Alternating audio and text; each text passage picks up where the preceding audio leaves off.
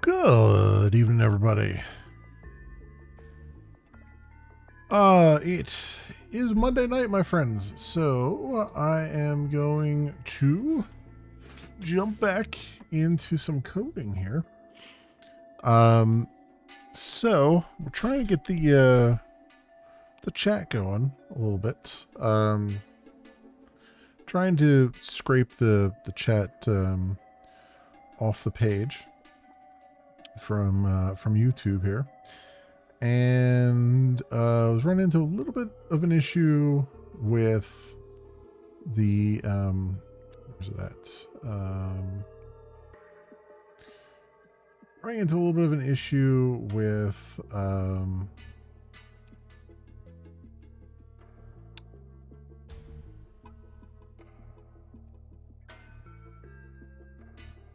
why don't I see it on here?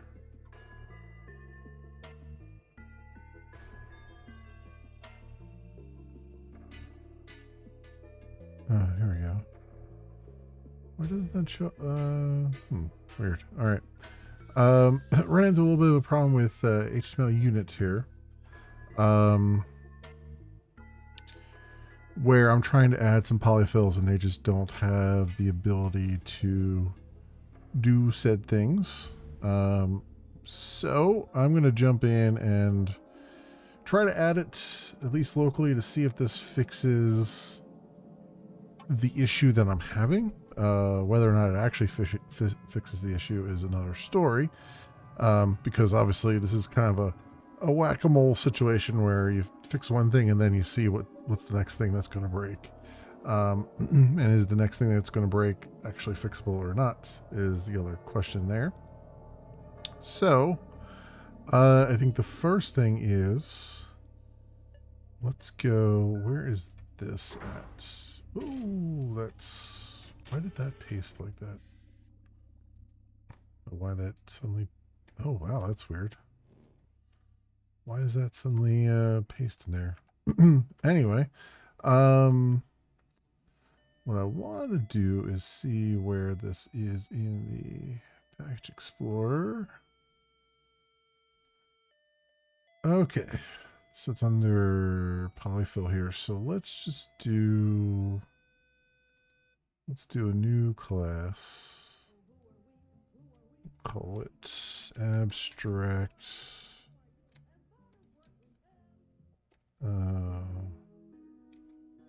Polyfill.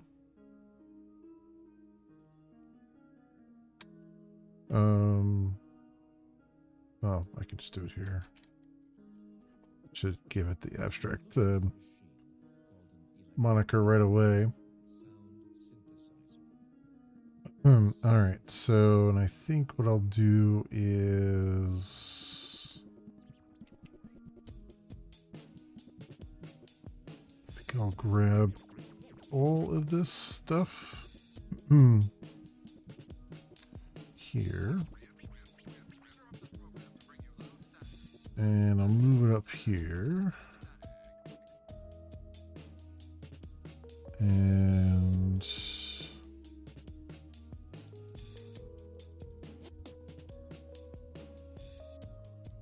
grab this stuff.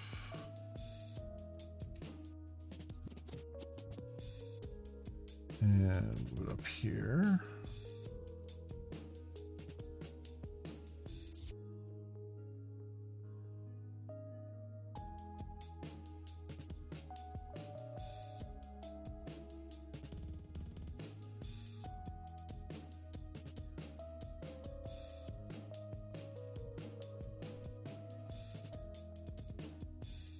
And this will be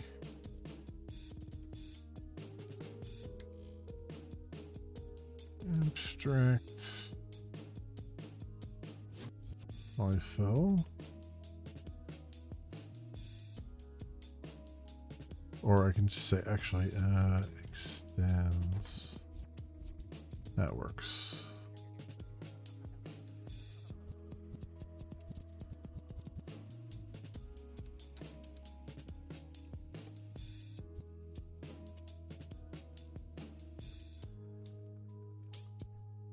I think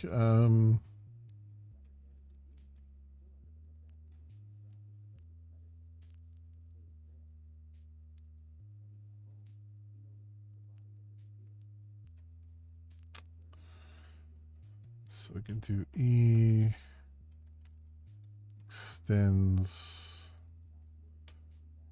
abstract polyfill. Oops, E.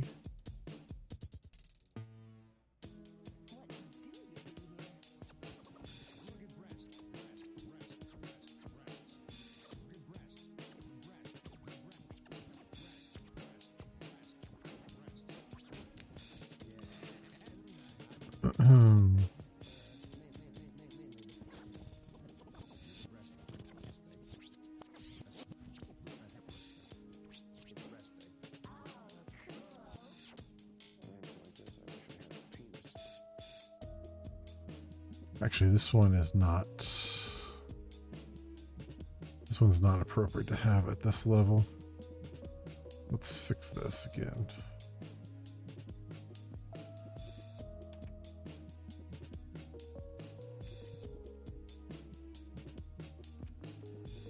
Let's get rid of that and save this. Put this back in here where it's more appropriate.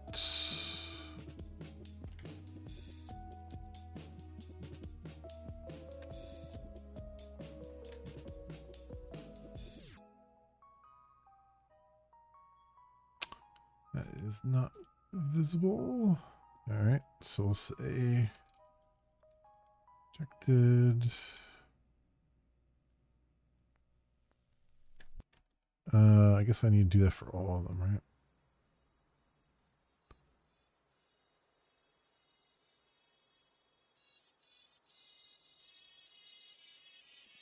Cast to polyfill. There we go. And these aren't visible, right? This one's going to tell me. Yep. It's fine.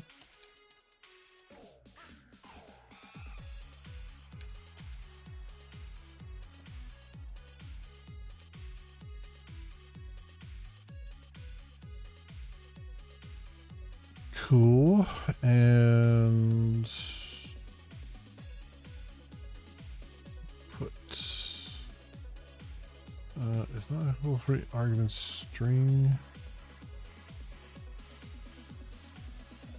polyfill.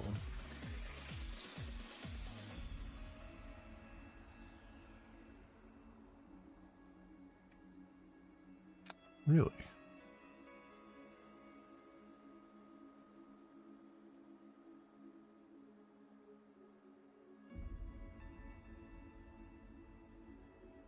I wonder why that would be.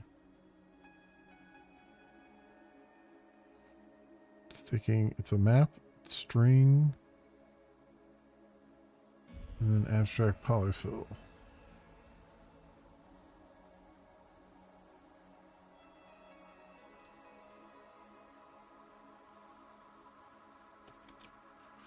Why is that not applicable for these arguments?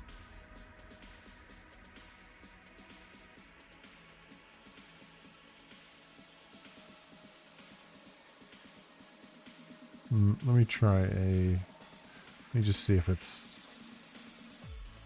needs a clean build. Maybe it's showing me a phantom error here.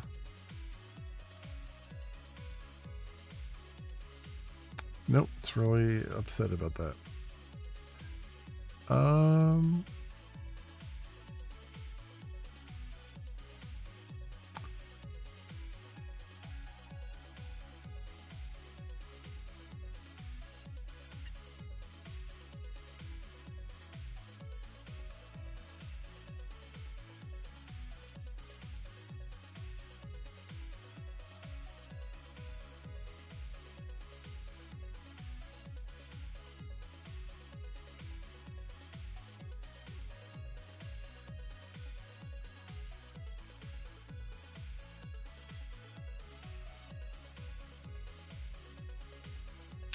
Why is that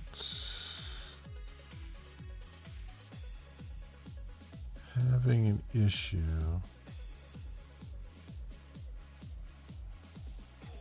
If I say the cache takes any object that extends abstract polyfill, it should just work, right? What did I do wrong here?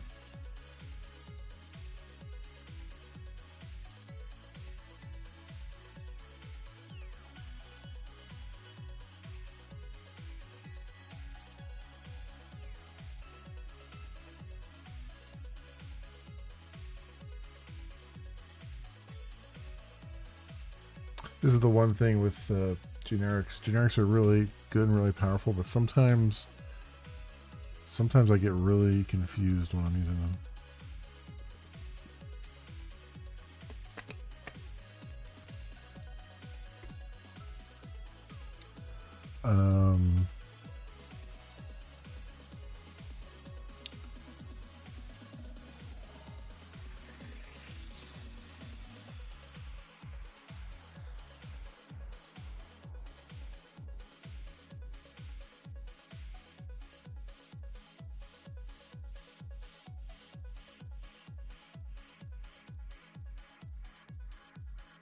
I wonder if Copilot would just have an epiphany here.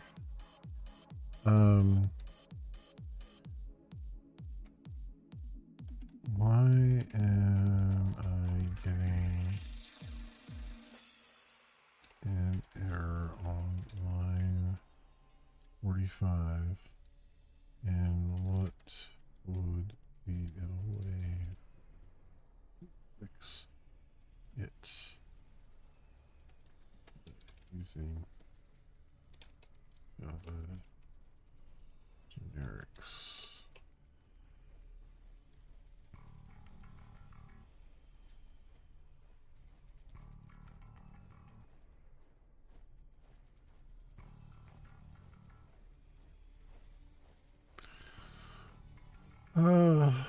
Type mismatch between input methods, expected argument type and front. Input method expecting a type that extends abstract polyfill.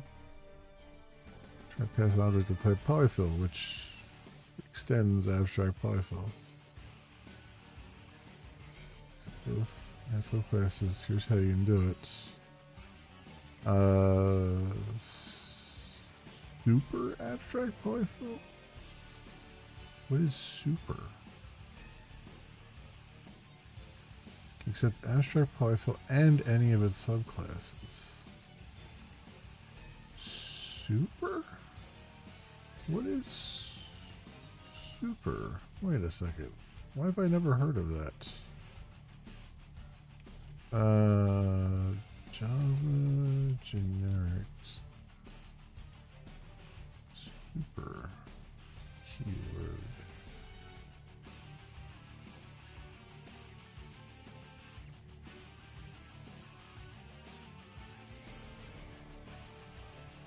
Hey, Verna, welcome. It's going good. Going real good. How you doing?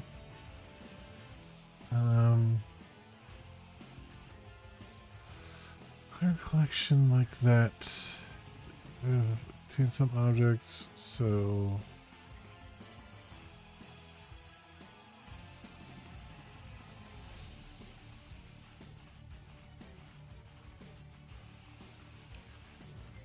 number in any of its super types. Since number extends object, element serializable means any.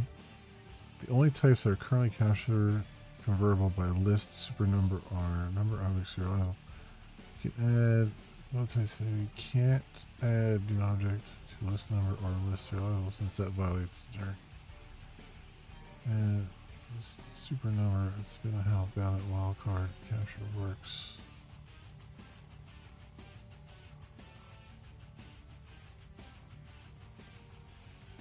Only generics with super keyword type parameters.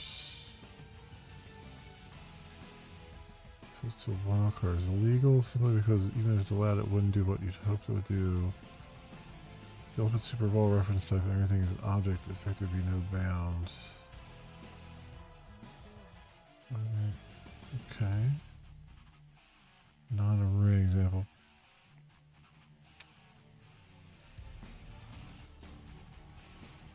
Oh, nice! You're getting moved off Ruby on Rails team to the Spring Boot team. Very excited to return to the strongly typed land. Hey, it's I feel that, man. Having done Ruby on Rails for a year, and then coming back to Java, it was Ruby on Rails was okay, but it has a lot of issues that aren't related to coding necessarily. It has a lot of issues as far as like trying to follow code paths and stuff like that. And you know, it's good for what it does, but eventually you get to a point where it's just like you just can't. Super generic, super keyword. I don't. So what about extends? So how does extends work? Java generics. Extends keyword.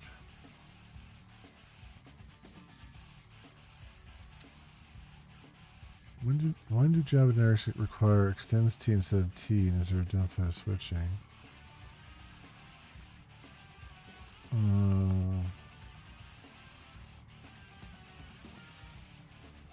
Signature.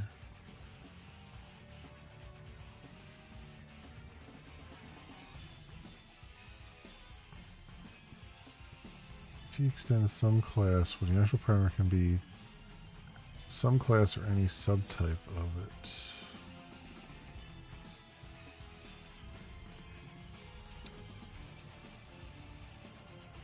There's any class that implements serializable. Your result map says can only hold date class objects. When you pass in a result, you're setting T to exactly map a string to date class objects.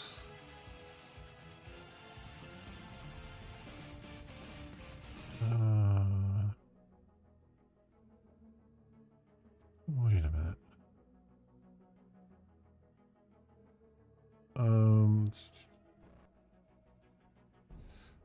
Hood with compiler. Generic types.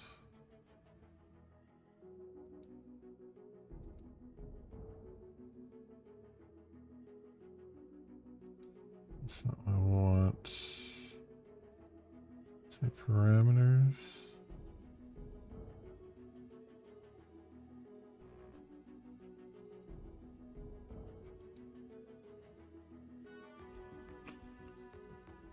There, methods.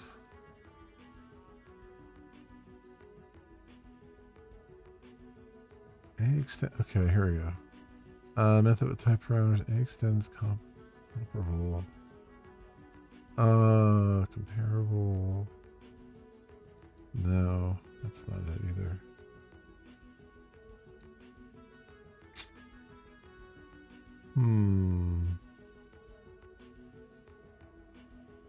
This always, and this always trips me up too. So if I were to,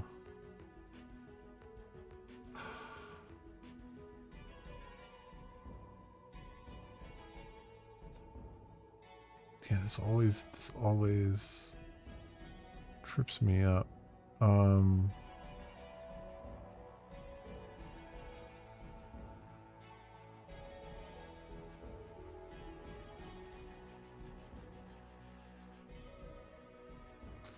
I mean, I guess you have to do T, right? And then do extends T. Or just, I guess you would just do... No, that can't be right.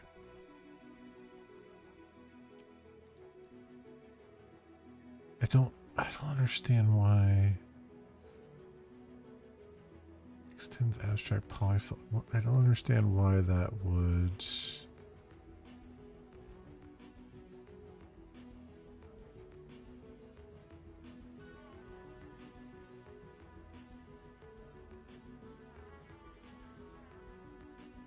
What if I just put abstract polyfill here though? Does that work? Because technically these are abstract polyfills. I don't think it's going to work though. Okay, that works. I didn't need the extends there. That's the thing. I always end up putting more. When it comes to generics, I always end up putting more there than I actually need it. Because if you're extending, because this class is this class, right? So theoretically, it should be fine. And all I have to do is a cast here. All right, that's fine. It's funny the things that trip me up. You know what I mean? Because like doing this a long time, and like, you know, at first it was lambdas that really tripped me up, and they still do to an extent, but I'm actually more comfortable with them now than I have been. But generics, I'm actually fairly good at. It's just like sometimes I have to stop and scratch because they just don't. Sometimes they don't compute to me for some reason. I don't know why, or I end up doing more than I needed to do, and then it just gives you those weird, you know, erasure errors, and it's like, what craziness am I doing here? So, all right, so I've added. So now the polyfill that was in the HTML unit stuff. So now that extends abstract polyfill. I move some classes up there. Move the appropriate stuff up there. And now I have to go to the JavaScript engine. Right, where this is happening. And so they're just doing that static there, which is fine. So what I want to do is I want to add a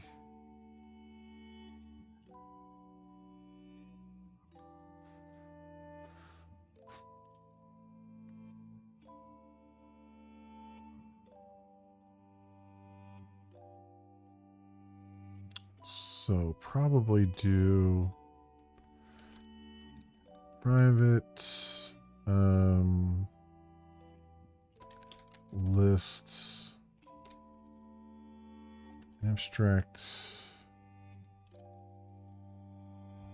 polyfill, custom polyfills. I'll just follow his. We'll just follow their naming convention. I'm assuming they're putting underscores at the end of everything that's private, which. Sure. Okay. I mean, that's the kind of thing you see somebody do when they're not using an IDE, which, you know, Godspeed on that. So, custom polyfills. Send down. I can just put it at the end there for ease. You can do public.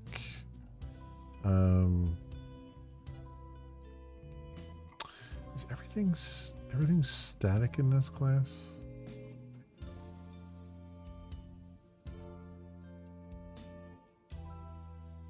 No.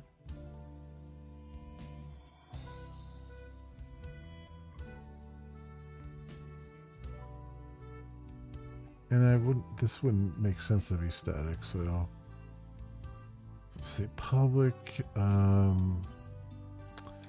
void add custom polyfill.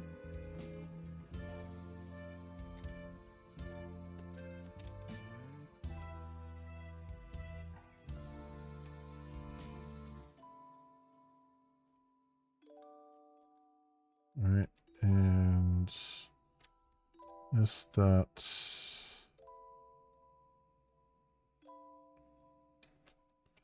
custom polyfills. I should have initialized that.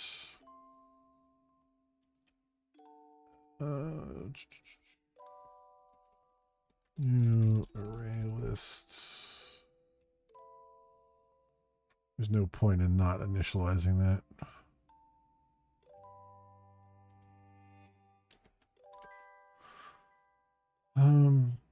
Custom polyfills, dot add polyfill.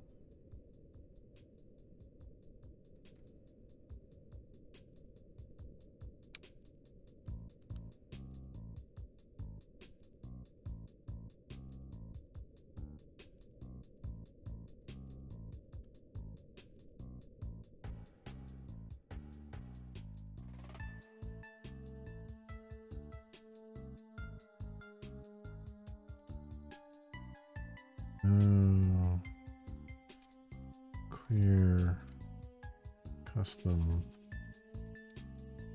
polyfills.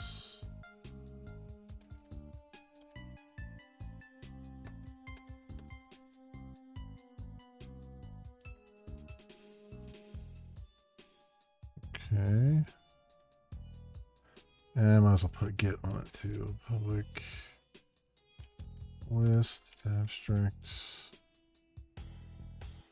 polyfill get custom polyfills.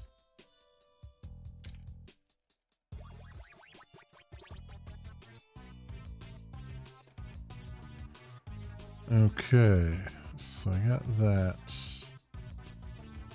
And then I need to go to initialize, I think. No, init. All the way down the bottom, it does apply polyfills.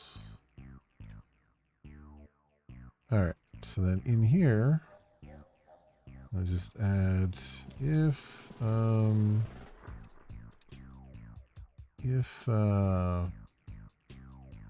this that's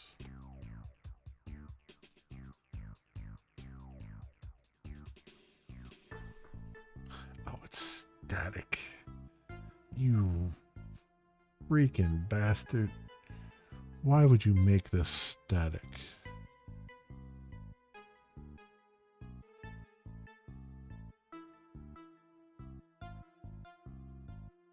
Why in the frickin' hell would you make that a static?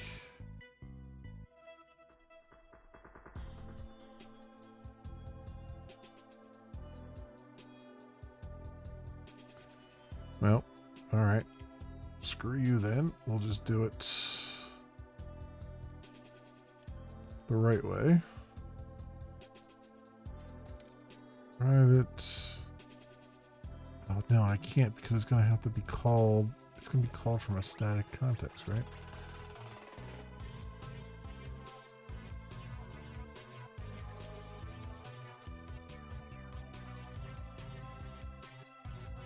Is this called from? No. Init is just private void.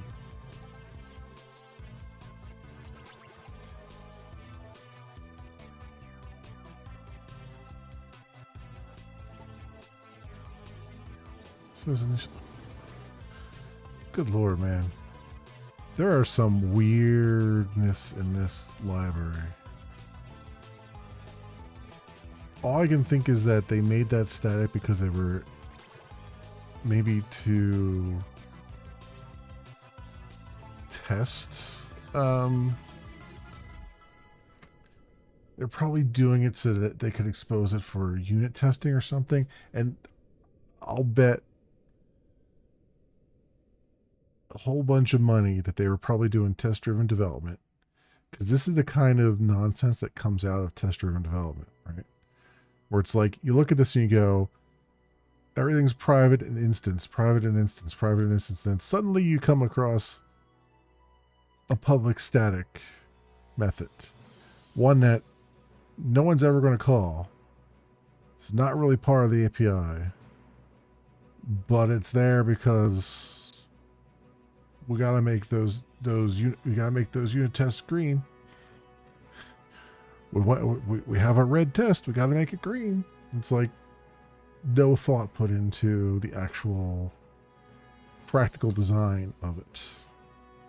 That's why I don't subscribe to test-driven development, because it makes you do weird design decisions like this that end up just screwing people over when they try to actually come in and fix your damn code that's broken, right? Because now I gotta do my own workaround because this is, or I gotta remove it from being static. But I have a feeling if I take the static keyword off of this, let's see if there's like a test or something that references it. No, there isn't. There's literally nothing that references it other than init. But you know what? I'm gonna fix it. The hell with it. Hell with it. It's my fork, and I'll do what I want. Make you private like you're supposed to be, and instance like you're supposed to be. And then we'll do if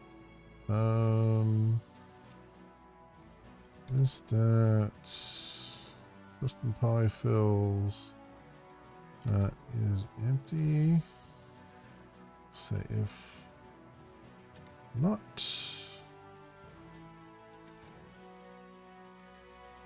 empty. All right. Then let's see. I want to go through the list of them and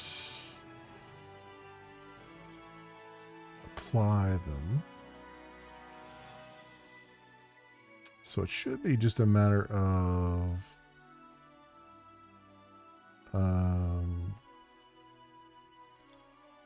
I'll do a for each on it because I think they're trying to target like a lower Java version here. But we'll do for abstracts polyfill in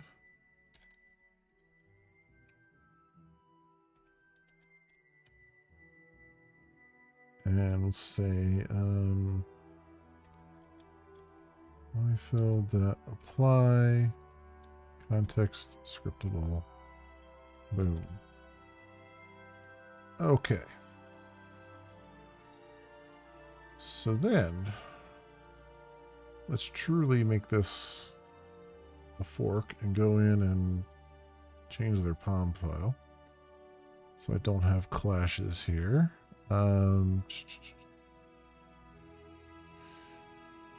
we'll say group ID.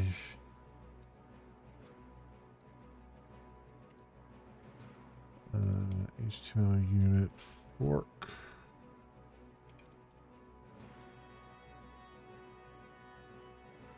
.450 dash. We'll do 2024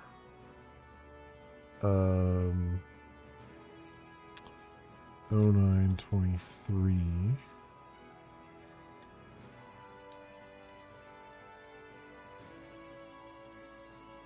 So I know it's a fork of 450, and then this is the date. HTML unit. Save that. Yeah, they're targeting Java 8, so I gotta use the for each for that. I could use. I guess could still use like some of the stream stuff, but I'll keep it simple.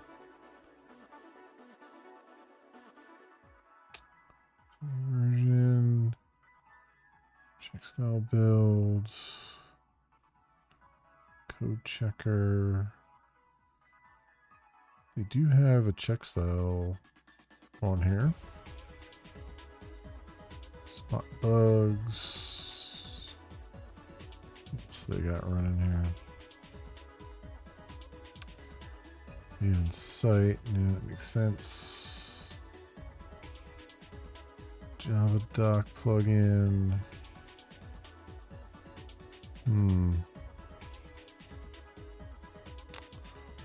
And I got all of that. 350. 50, and then jQuery 3.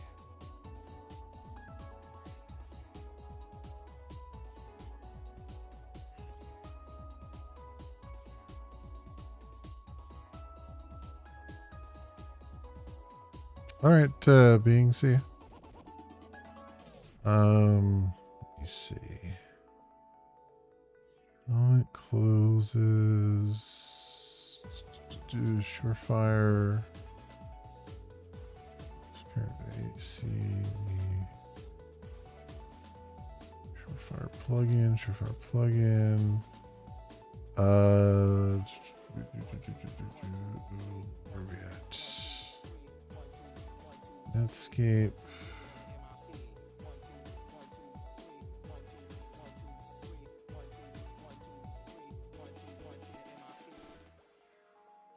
Graphics test dependencies. All right. I think everything else is correct on here.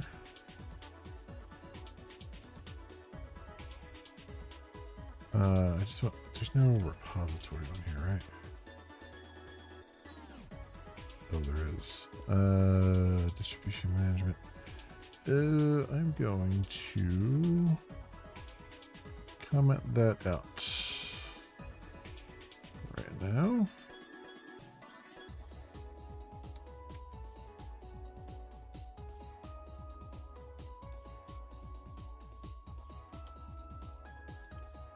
And repositories, I'm going to comment this out too right now.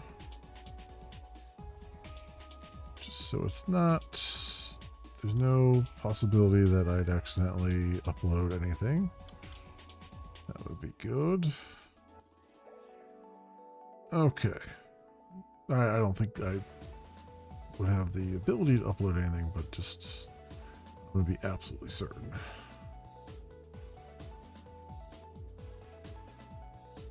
Okay. All right, let's run Maven install on this.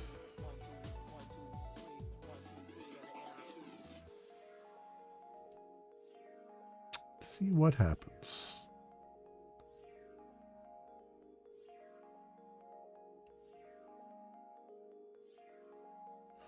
I imagine there will be a failed test or something, probably, but we'll see.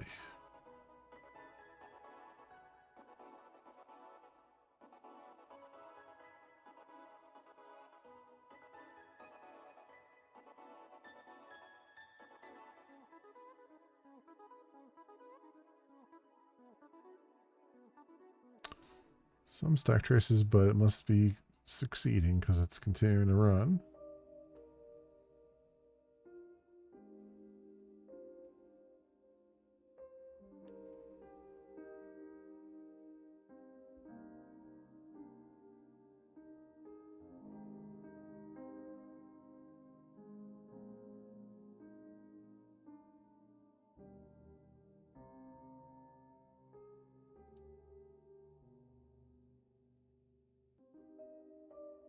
Still running. All right.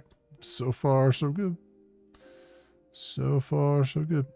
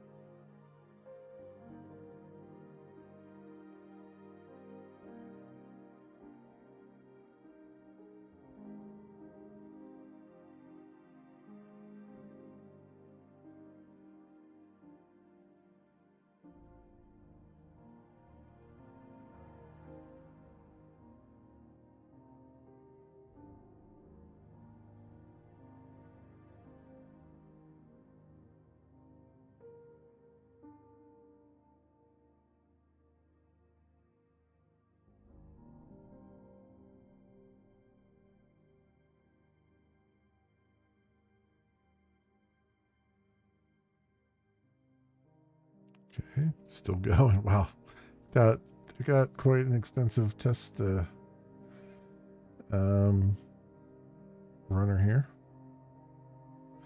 It's still cranking along. Yeah, wow, 96 seconds for that test suite.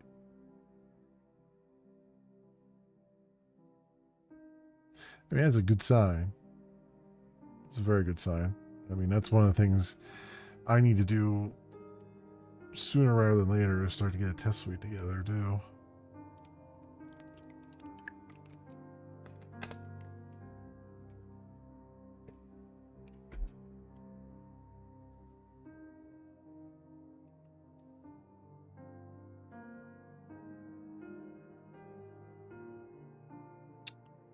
One skipped test.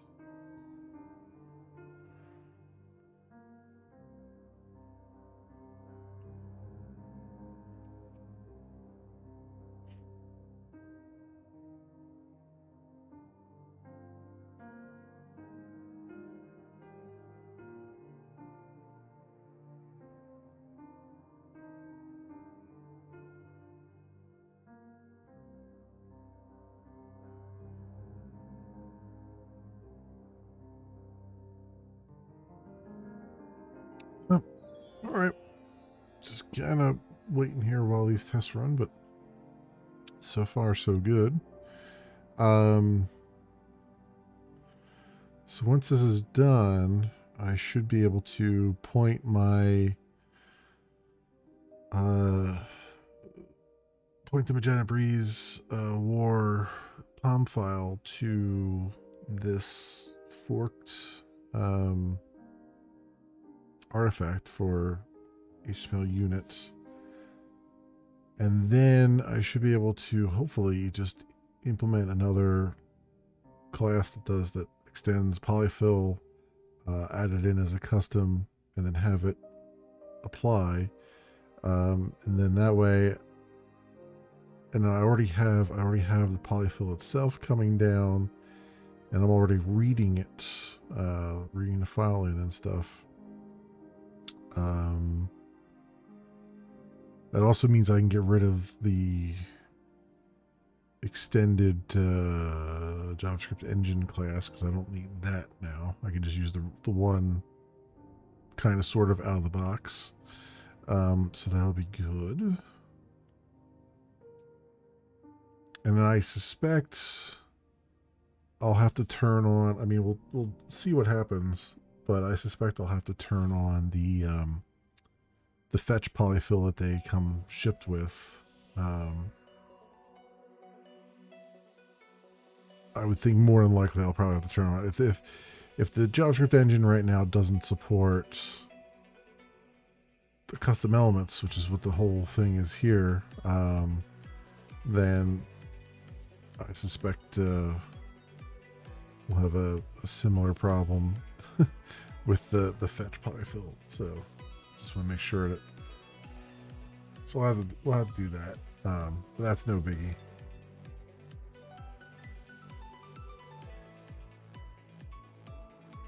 I just want to see if I get further along with it. As far as stuff working on the page, because ultimately it'll be nice to see if I can see like my interceptor sort of firing off every couple seconds when, you know, the page itself, the JavaScript on that page is doing a fetch. That'll be a very good sign, because that means I can then, every time that fires off, fire off an event of my own that I'm listening for in a different class. And then we'll just have to, that class will just have to parse whatever messages came down to see if there's anything worth reporting on. And that's where it gets a little bit more fun then, because, I mean, fun being a relative term, obviously, because then I can just sort of, I can look at the JSON that's coming down and I can start to model the parts of the JSON that I need and, you know, parse that directly. And then that way it doesn't matter what the page looks like, right? Like I don't need images on the page. I don't need CSS on the page or anything like that. I don't have to do any XPaths into the page or anything like that, because all that will cost time. I mean, not a lot of time. You know, in the grand scheme of things, it won't be a lot of time, but it's still, I'm still boiling it down to like its purest form.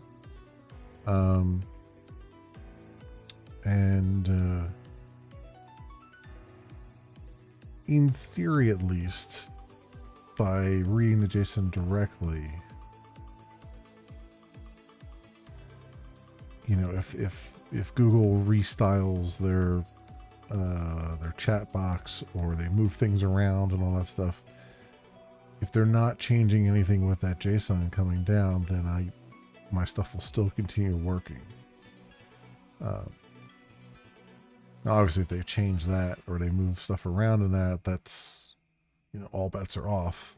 But I suspect that that's going to be, even if they did make changes to that, they would probably make additions to it or something like that. They probably wouldn't change it so significantly that I still wouldn't be able to get stuff out of it. But we'll see. We'll see. That's my plan of attack right now. That's also why I mean, Selenium is not off the radar. Like I could fire up a Selenium WebDriver and try to do the same thing. The problem that I have with the Selenium WebDriver is, one, it's a lot more overhead than I think I really need. Number one, and number two, I'd have to look, but I don't think there's a way for me to like do the kind of things I'm doing here, where I'm like just listening for the fetches to happen and processing them myself, like letting the JavaScript run on the page and then processing the fetches. Obviously, it'll let JavaScript run on the page, but I am, you know, they're set up for a different kind of use case. Like their use case is you're going to do UI testing and stuff, and I don't really give a hoot about the UI and what it looks like. I just want the JavaScript to be happy and run and have that, and this way it's Google's code that's running, it's Google's JavaScript that's running, and it's I'm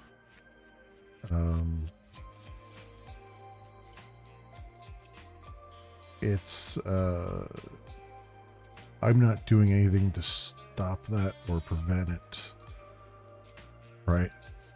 So from every practical perspective and every practical standpoint, it's basically like having a browser window open like I do now when I'm looking at the chat window from YouTube. I just have it open as a browser window, as a pop-out, and this would basically work the exact same way.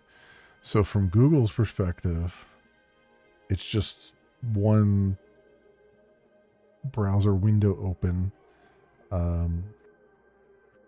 It's running all their code and doing all their calls, and all I'm doing is just kind of, you know, listening in and pulling some JSON off the page and doing my own processing with it.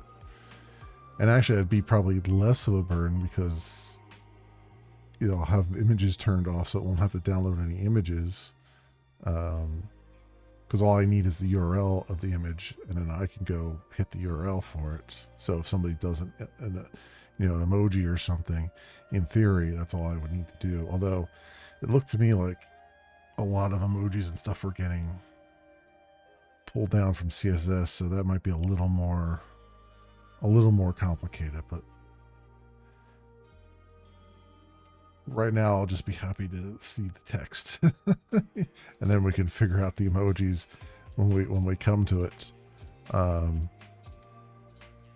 So, boy, this test suite is really going here. Holy crap! They are really testing the crap out of this. I wonder how long their tests are meant to run for, because I have half a brain to do a skip tests come back to it later, because I would like to contribute this back eventually, but I'm under no obligation to do so. And frankly, like, I could contribute it back. I could make a pull request, and if there's any resistance to it, I just won't bother with it. You know, like, I couldn't care less if they pulled it in or not. Be nice if they did, but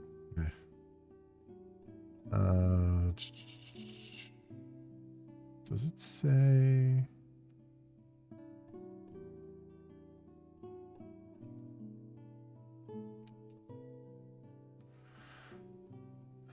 Oh, they have a profile without library and huge tests. That's probably what I should have. So run the whole core test suite, no huge tests, no library tests. Yeah, that's probably what they have most of their developers do. Oh well, let's just see how long it. I mean, I'll give it like another minute or two, and then we'll do the skip huge tests.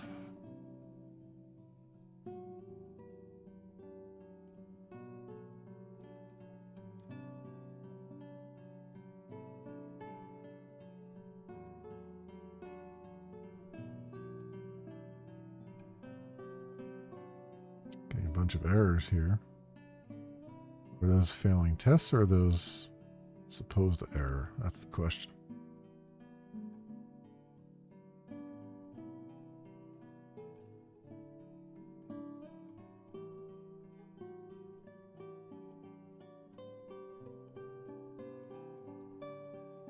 My guess is they're supposed error, and that's why it's continuing to execute them. Like it's testing failure states.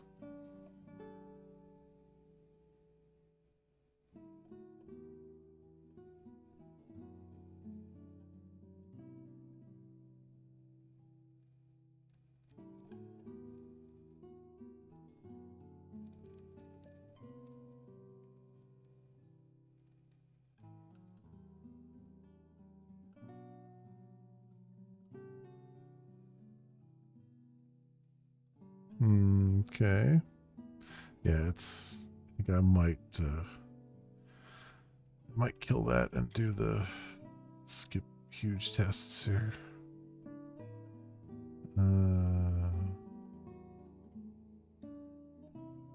That's just the run. That's just a Maven test there. Okay. Let's see.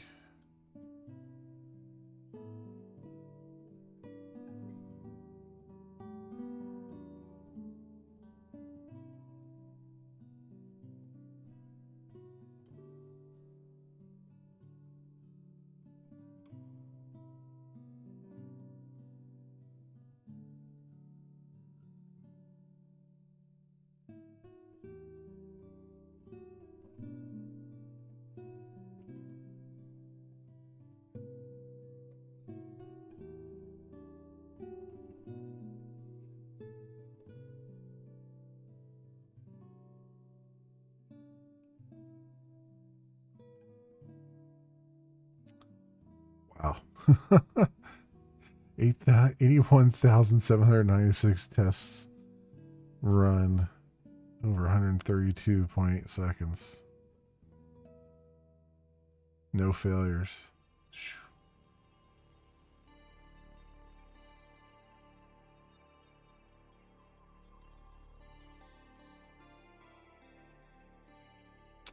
Yeah, these are the huge tests. All right, we're going to stop that.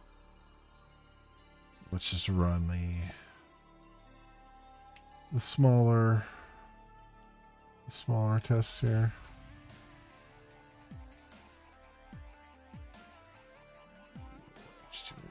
Fork.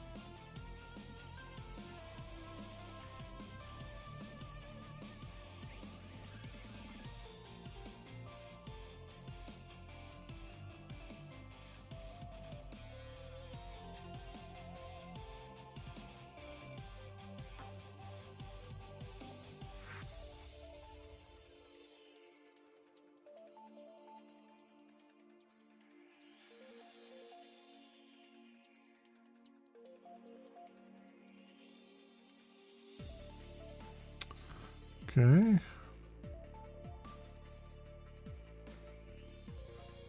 Just giving it a whirl here, waiting.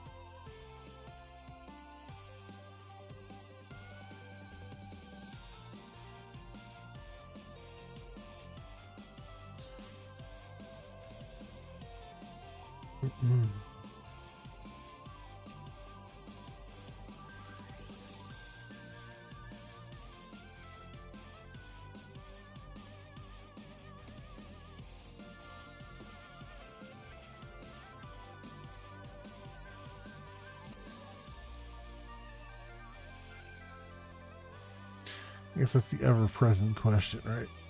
Is it good or bad for having such an extensive test suite that it takes minutes to run? And I guess the real answer there is if you're not the one that has to run it, I guess it's fine. Like, this is the kind of test suite that it feels like you would run it as like a continuous integration, or maybe not even continuous integration. You would probably run it like nightly or something like that, and come back in the morning and see what failed.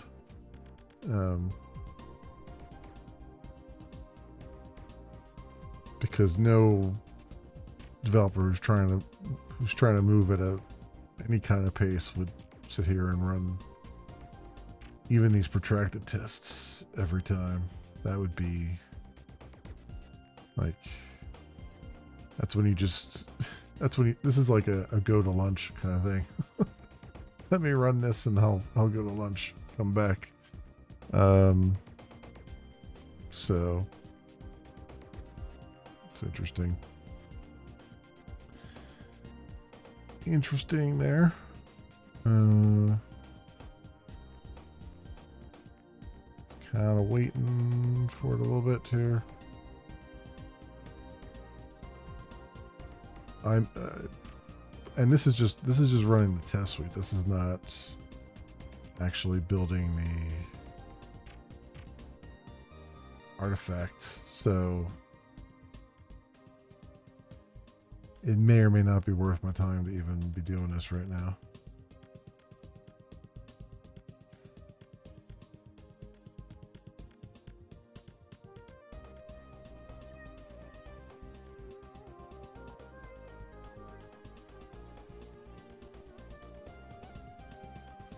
Yeah, see, something like this, I feel like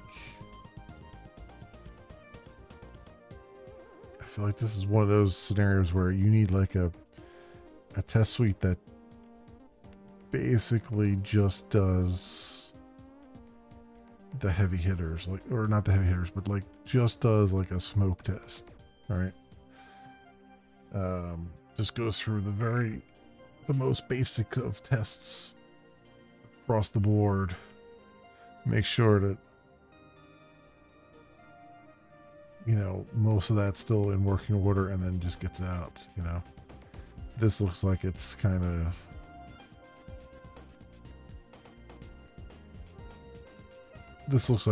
really diving deep into a lot of individual things, even if it's not doing the quote-unquote big tests. And you gotta kind of wonder if that's really all that necessary from the perspective of, is this still in general working? Because otherwise you would just kind of, if you were in one of these areas, in theory, you would just run the test suite for the area that you're working in.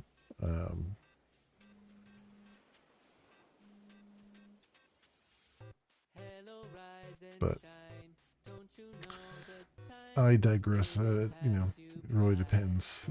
It's again, it's one of those things where there's not necessarily any wrong answer, other than one that leads to preventable failures. You know, preventable bugs. That's the only wrong answer, is getting a preventable bug happening.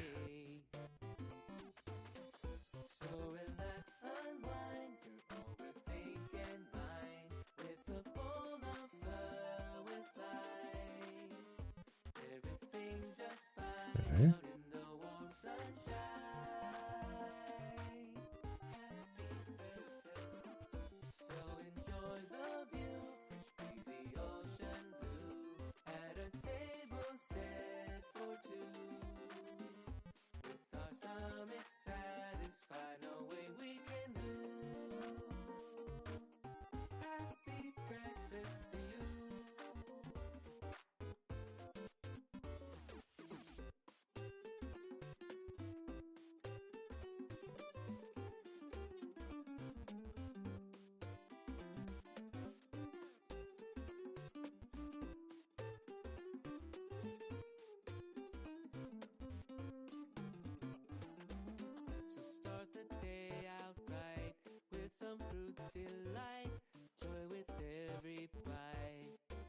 Okay. Just checking core stuff now. Or not cores, access control allow origin.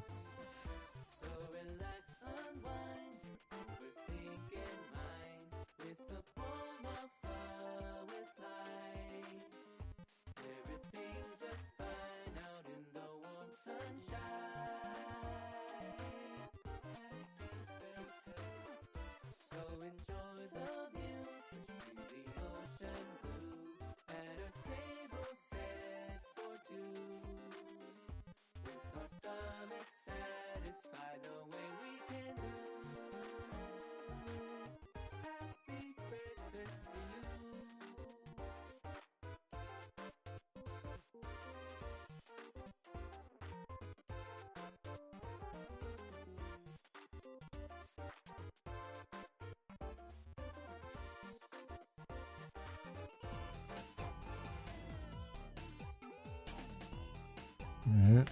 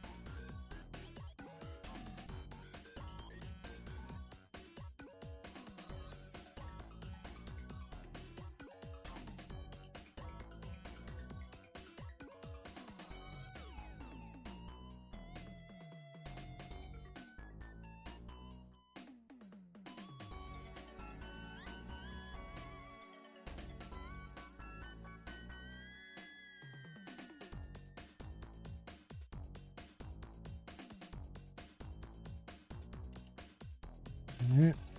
I might have to kill this and just assume everything's okay.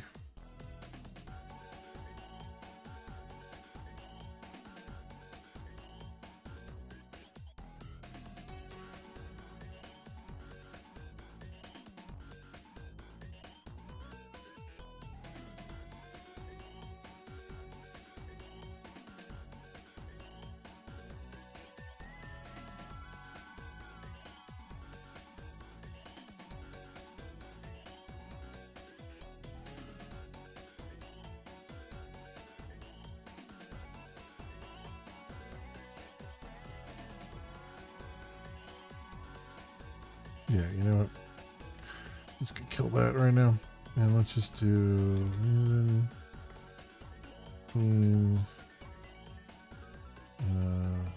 Install.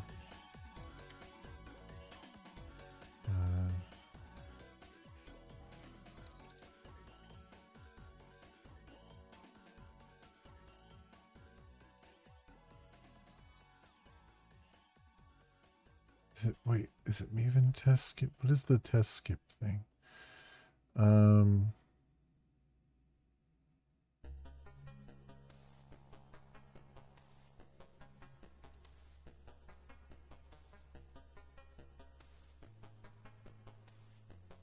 Yeah, -d maven.test.skip equals, yeah.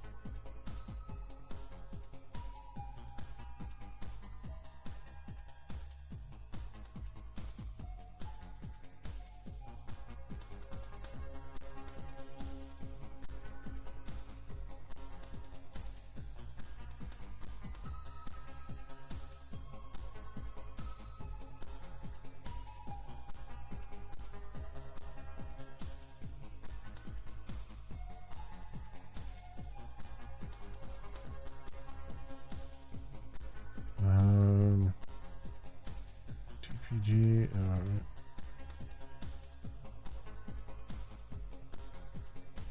fine.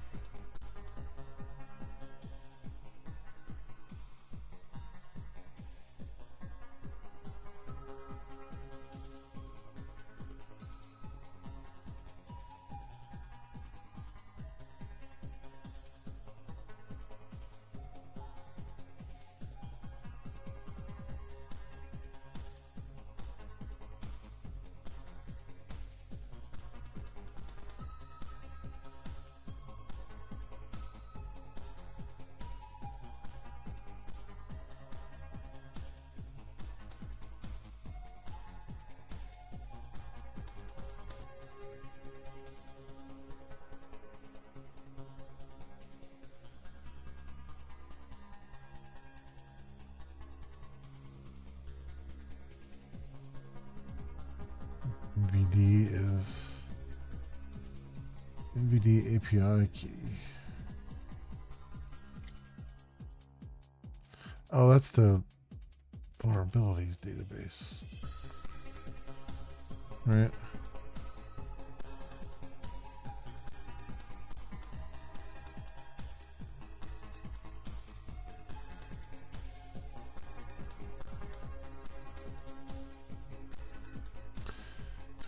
Do I really need that? Do I really care?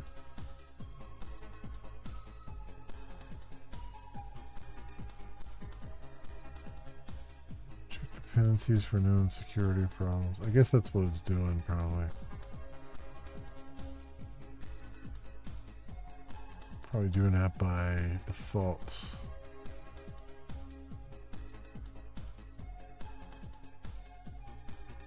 Alright, whatever.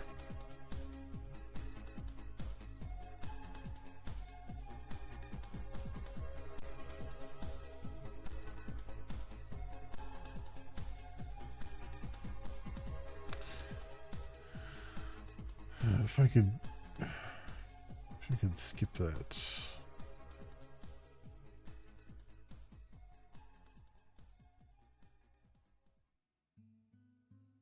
Just gotta download 263,000 records.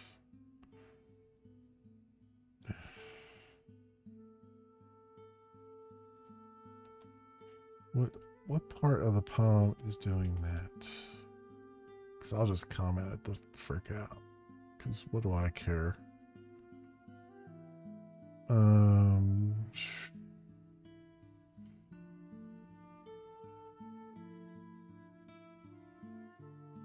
Driver.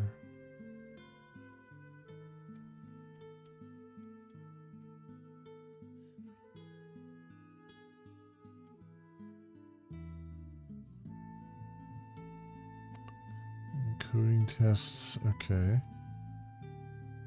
Job doc plugin. JXR plugin.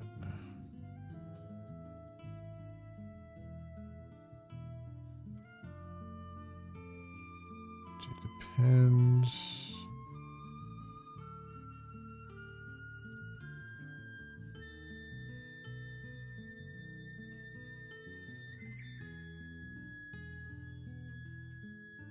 I guess it must be the JXR plugin.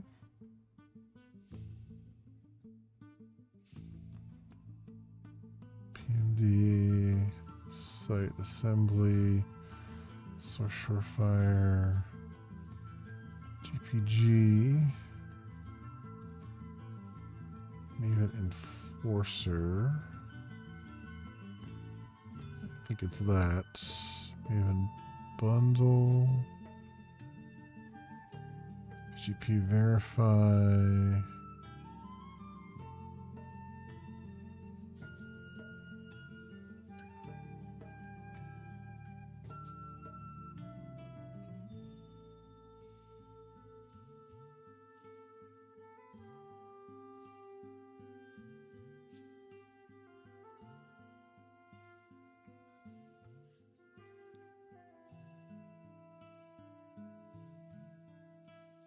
Our plugin.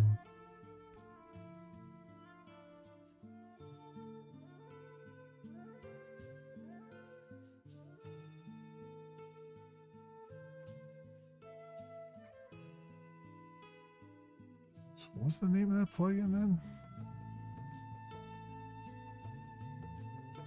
Jar site assembly. Source surefire. GPG.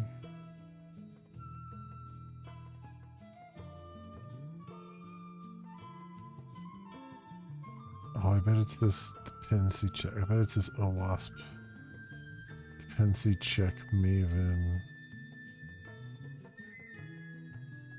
CM.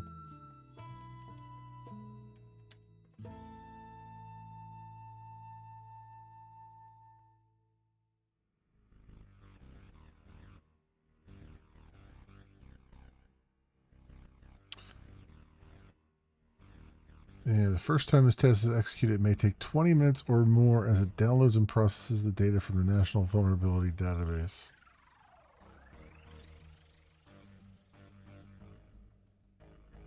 As long as the plugin is executed at least once every 7 days, the update will only take a few seconds. I had to verify our site phase. Site. Yeah, we're gonna turn that mother humper off. Oh yeah, this is, forget that. Like that's just silliness. Like tie that to something, tie that to the actual release, not to verify and stuff. Like, come on now. Yeah, they've got executing on check. Like, come on. Like that's just silliness. Like that's not something you have to check every 7 days. Or you have to check every time you're just trying to build something locally. Like if they want to tie it to, tie it to running deploy or something like that. Awesome. But, or don't tie it to put it on a profile and just say, you must run this profile before your code is accepted, and then that's it. Just tie it to a profile and don't make it an optional thing. That's ridiculous. I just want to build something, right?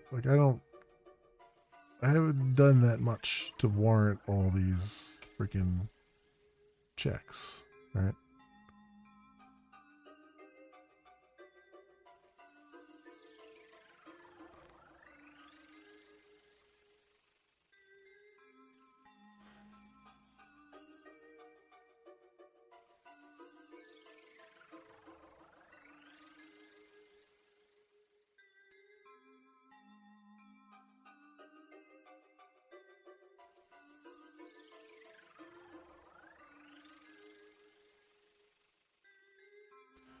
There you go, finally. Jesus. Knock out all the nonsense and you finally get a build. Alright, so I want to do this here.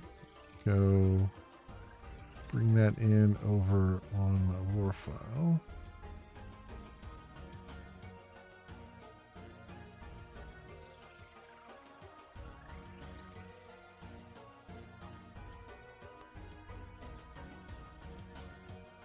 Rid of this. Don't need that. We'll comment this out.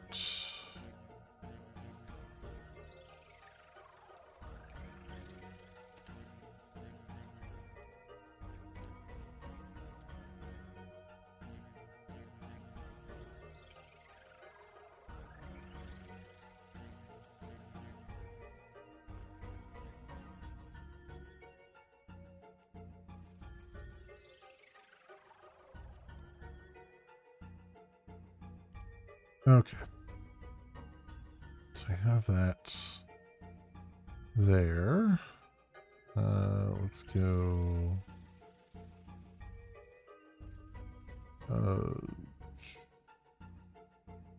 Maven update project.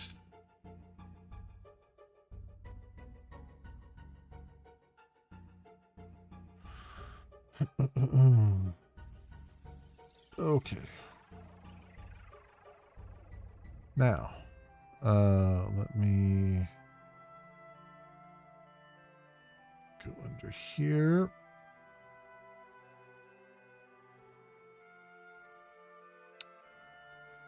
Basically delete this.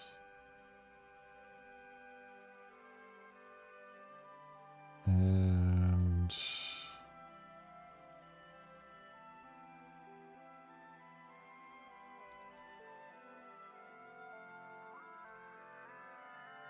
so we'll do JavaScript engine. Actually, I don't even need to do that at all. So we'll get it by default. So it's fine.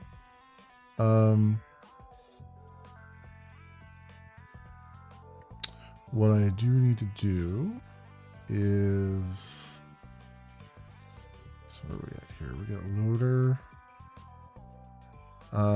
I need to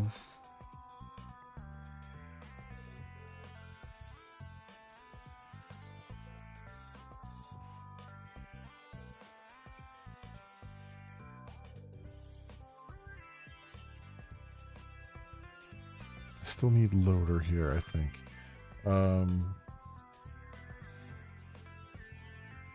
I need to fire up my own implementation.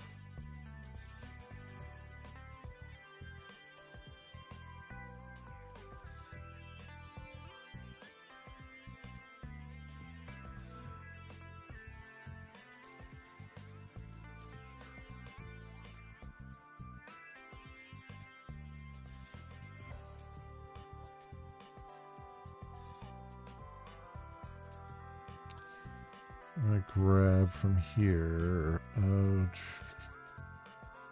I deleted that without really realizing I need to grab something from it so I can see what I'm doing.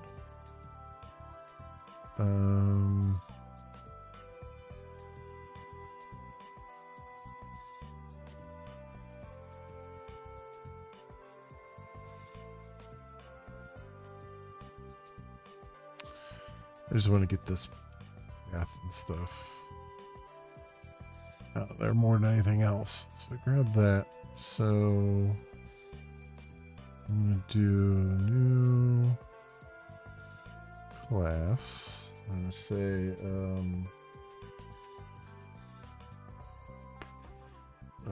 custom elements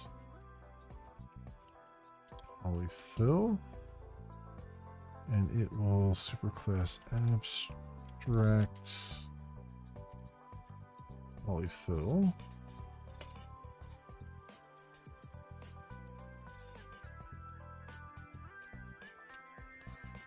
Good. Good. So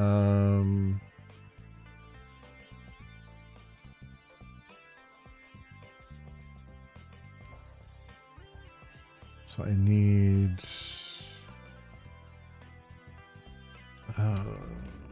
private resource. Wait, resource loader.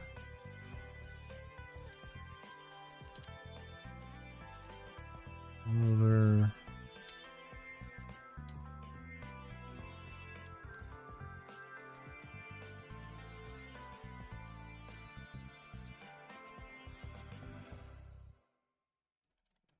Resource loader equals loader.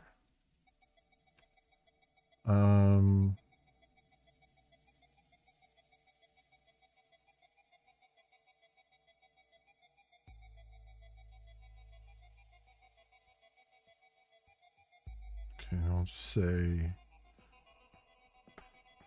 public.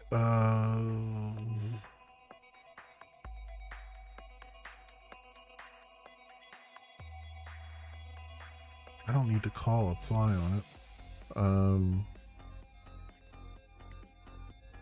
I just need it to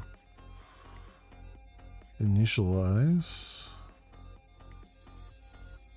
So private void init.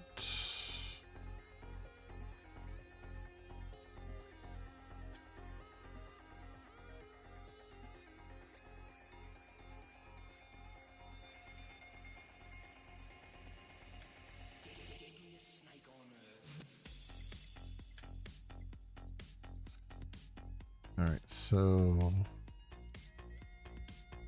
this up here we do resource loader.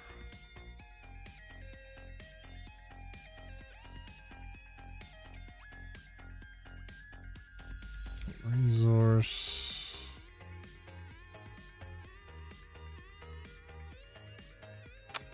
Utils, standard char sets. Okay. To external form, and then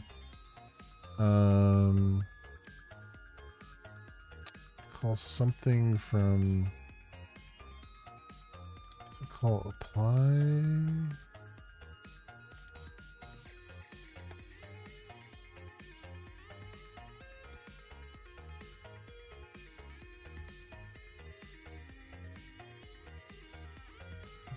String. No, I don't even need to do that. I just need to set the script. I don't even need to set the script. I need to set the source and the URL, and that's it. So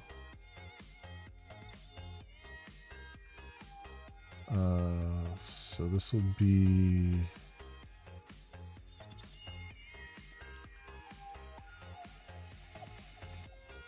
this dot source, this dot URL,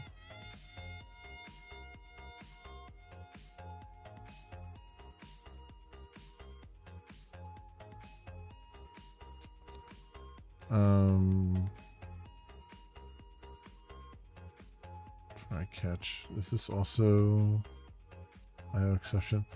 I think I will do a try catch in here.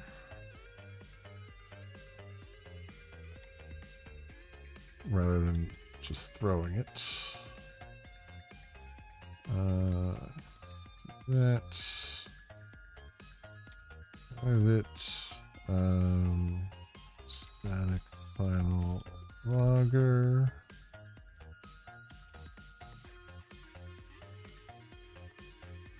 Logger factory dot get logger.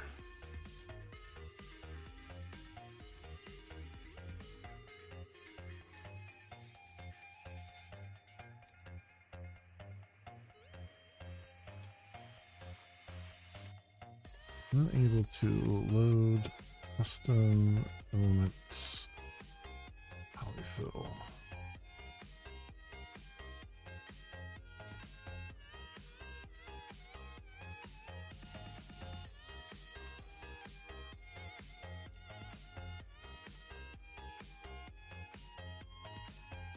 There we go. So it's all I really need to do is just call the constructor on that. It'll set itself up appropriately. And let me just, for the sake of argument, private static final string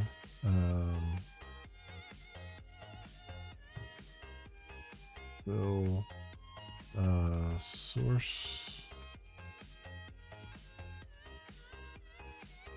file.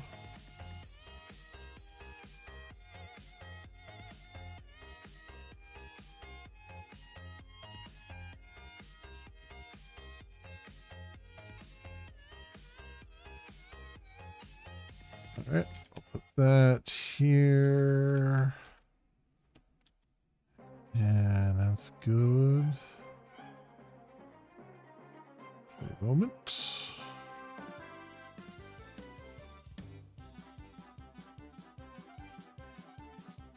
Yeah, so just have to give it the loader. So then over here we just say let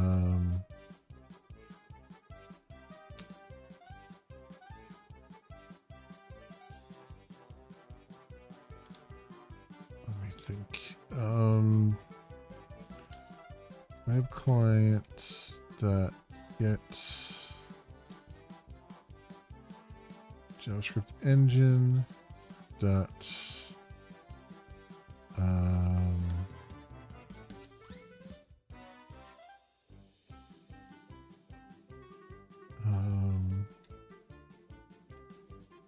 wait.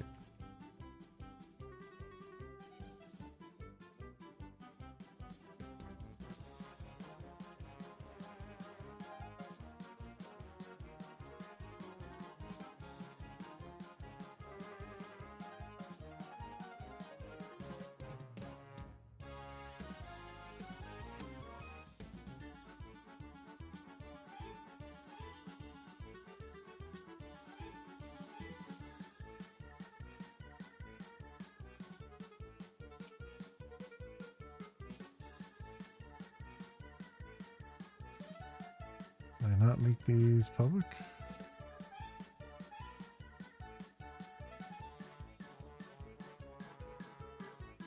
These are definitely public. Add custom polyfill. I wonder if it just doesn't realize that they're there. Add. Oh, because it's returning me the abstract. That's why.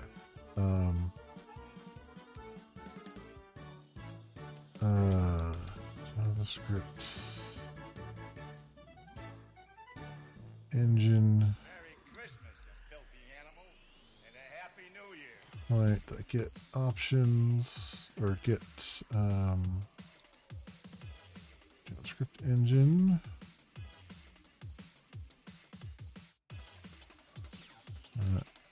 Add custom polyfill, new custom element polyfill loader.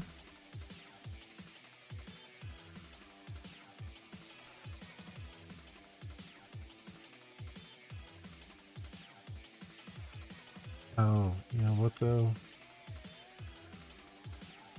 It's already called initialize at this point, right?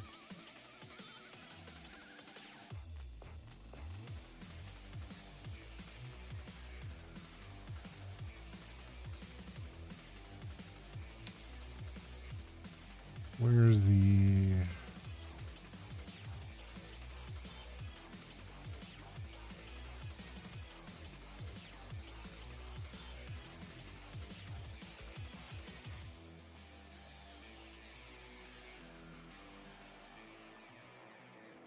init. What does this get called?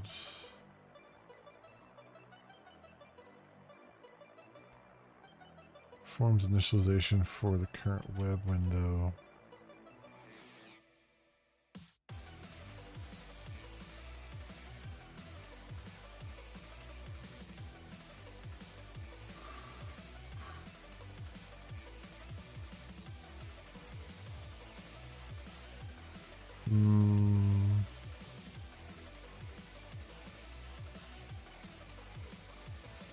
This might still work. Yeah, it has to still work, right? Because you can turn on that other, you can turn on that other property and stuff. So, yeah, I might be okay. I might be okay here.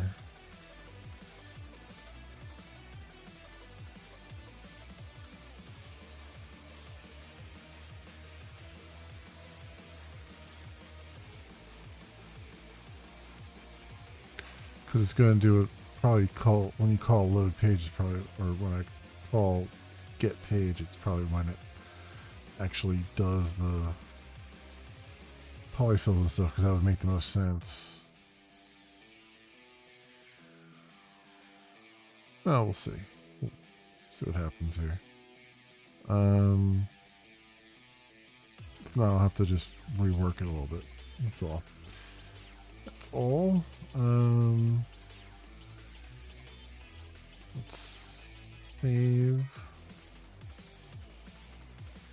Let's do a clean build. Make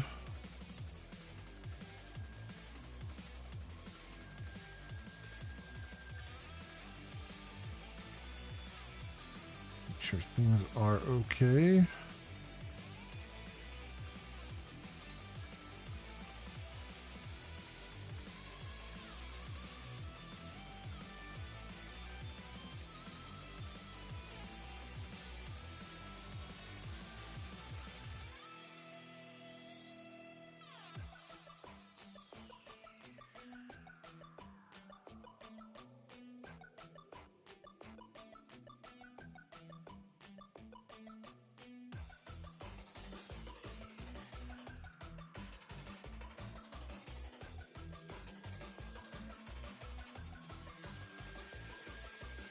Validating just about unit 4 right now. I'll let it go.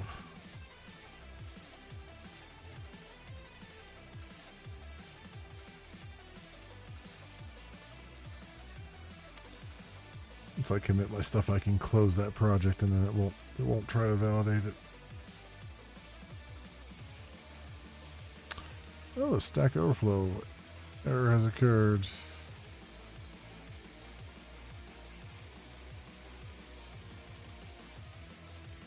Okay, that's fine, I guess. Let's just do let's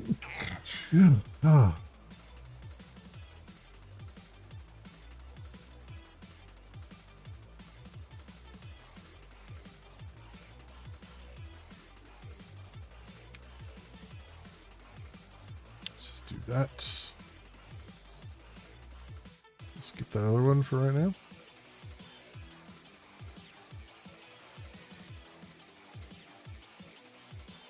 There we go.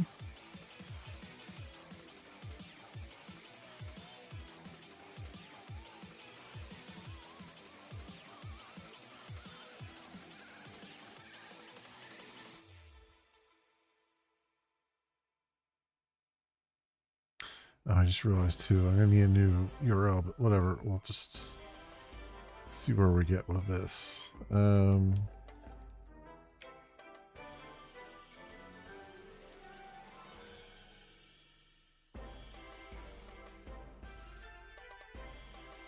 are we at here?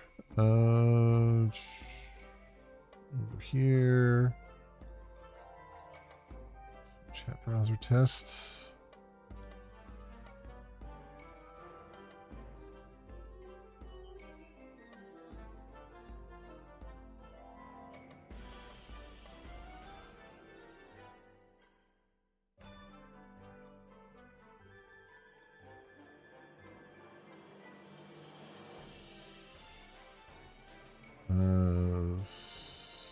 executing job. Did I get a stack trace? Looks like it went further. It looks like it is dead.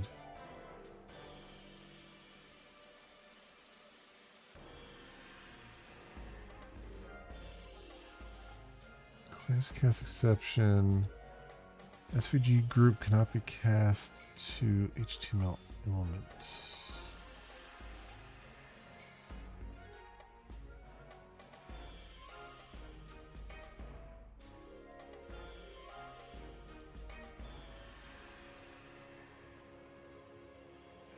During JavaScript execution, SVG group cannot be cast to HTML elements.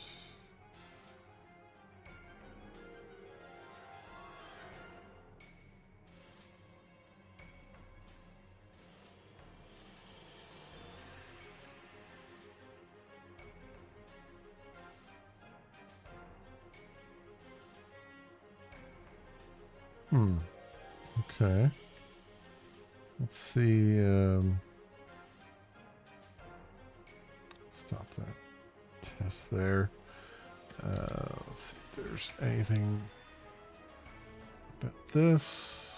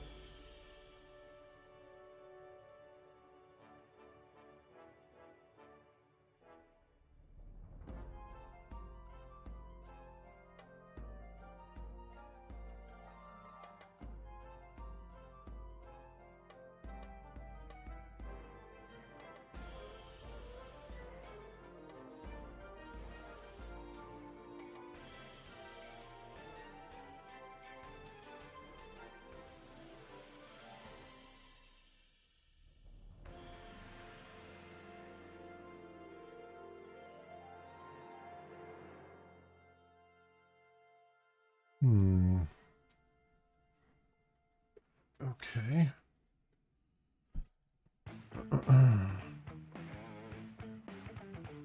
SVG elements. So, where's this bug?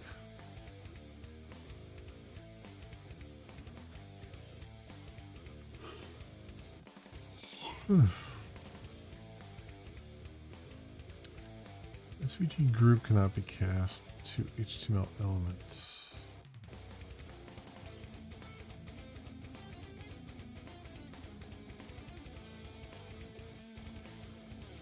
Fallback gets.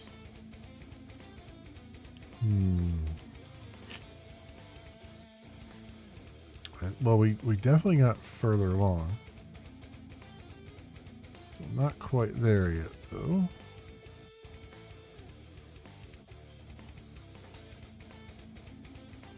You know what? I'll comment this out for a second. Just in case, since SVG are images, I'll just in case there is something with that.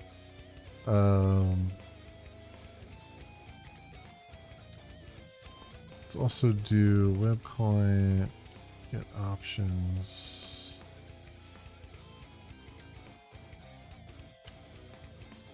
Set fetch polyfill enabled, true. So I know they definitely use the fetch stuff on there, so do both of those.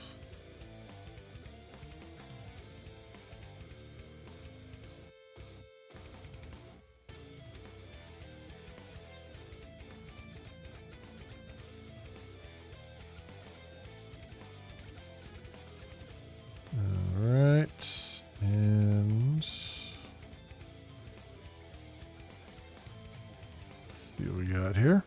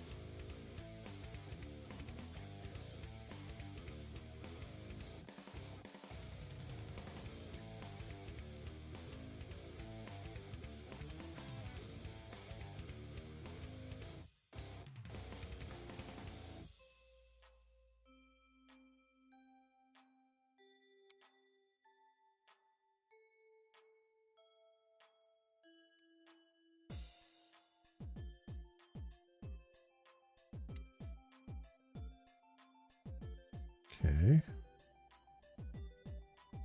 Did it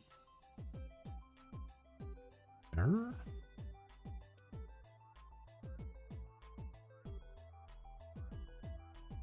It did, okay. SVG group cannot be cast.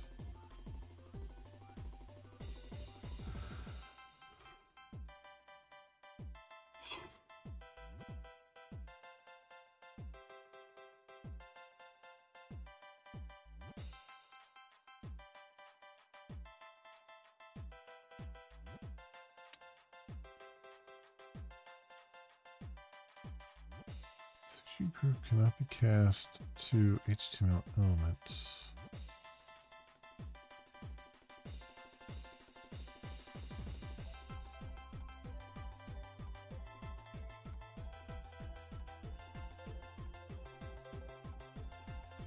JavaScript engine 914. Let's stop that.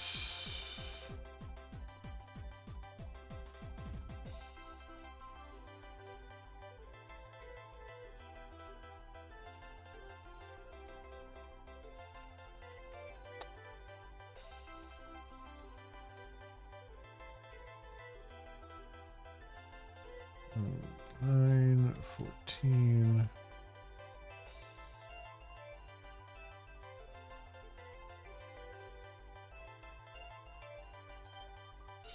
So how's that happen?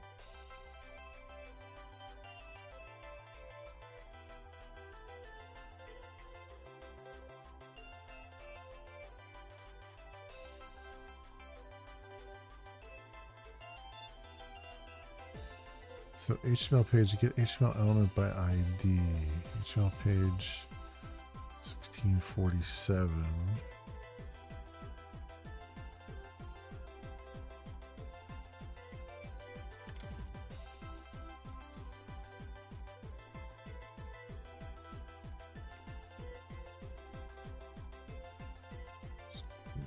Seven.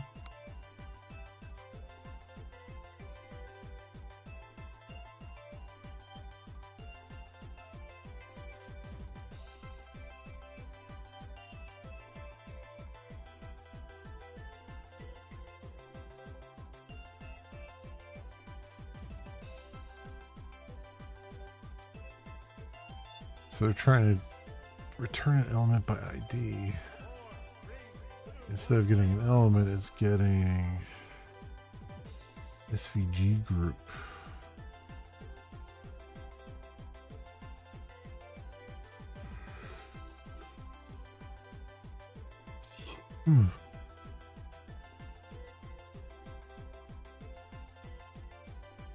SVG group, huh? So SVG group.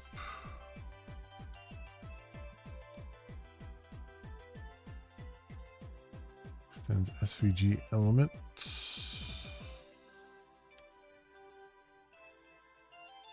Which extends DOM element.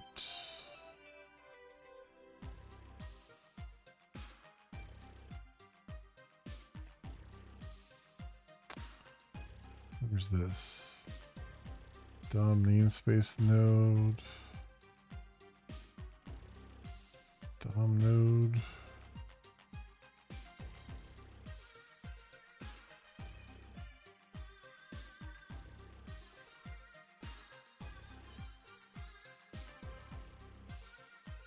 So why wouldn't that be? So final DOM element, get element by ID.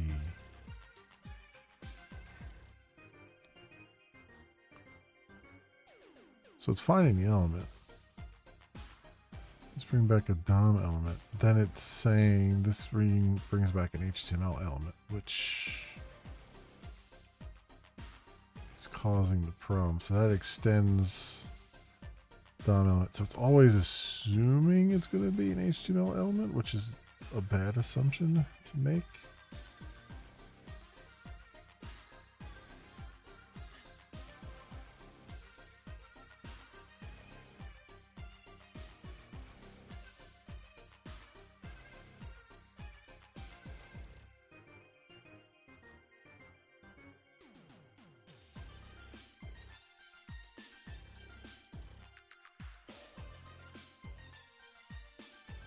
Huh.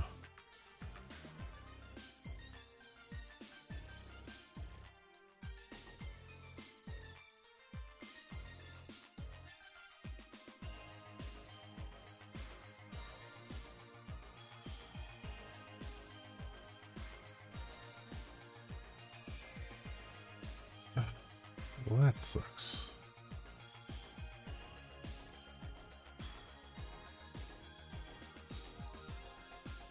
Yeah, that really sucks.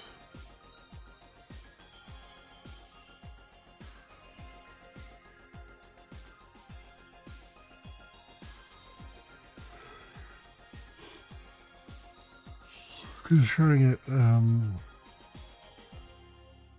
some JavaScript running that's trying to access the SVG group element,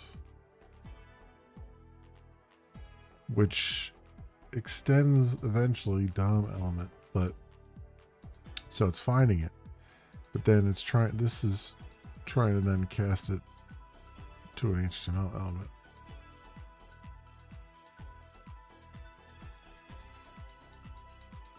Which is a little weird.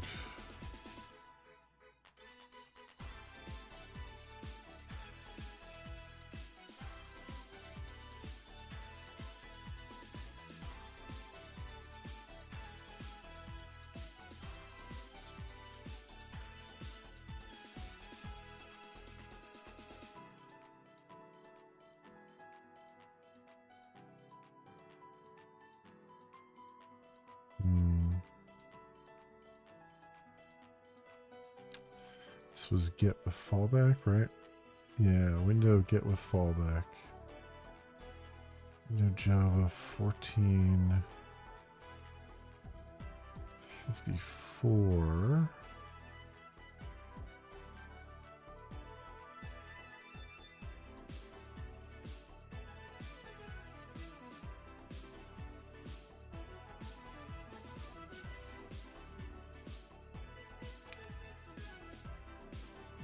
When the property detection fails in normal scenarios. Download HTML page.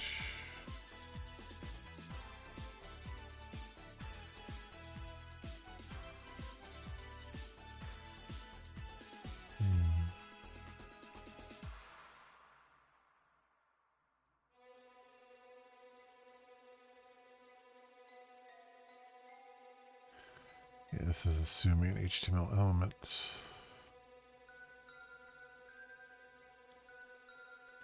Let's get elements by name.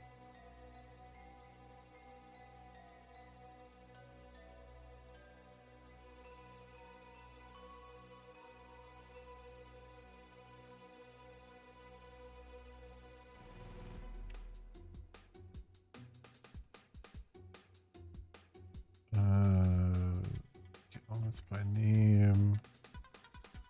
Sorted set DOM element. Like this would bring it back, right? Name map get.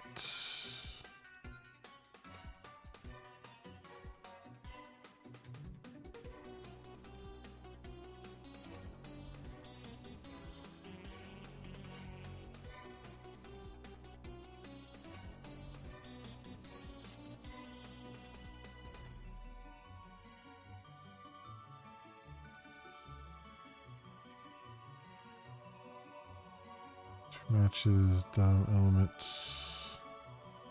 Right, because the SVG thing extends DOM elements. So in theory that should have come back with this. But it didn't. Which means potentially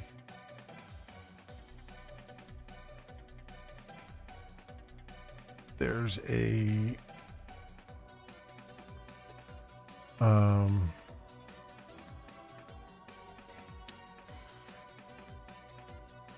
problem bringing down SVG groups.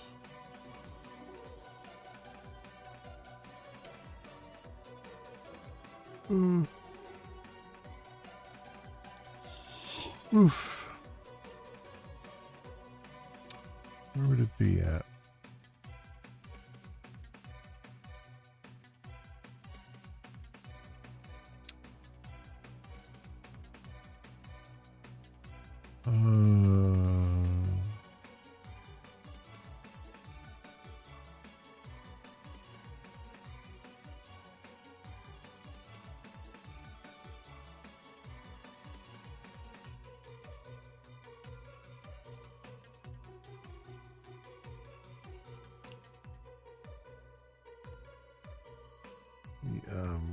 SVG.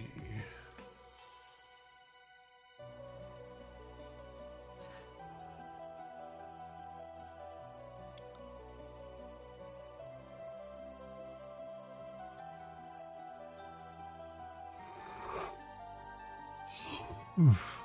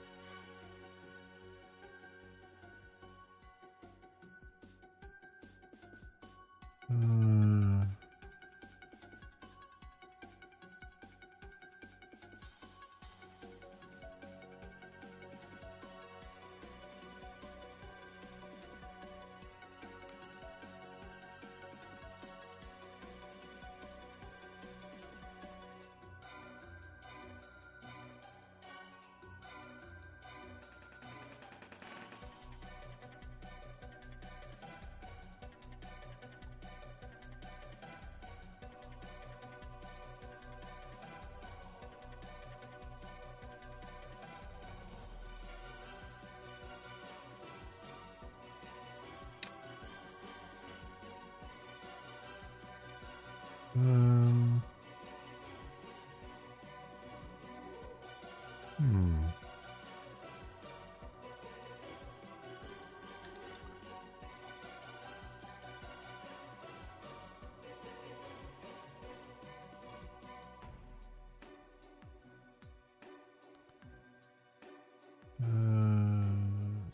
Reserved word.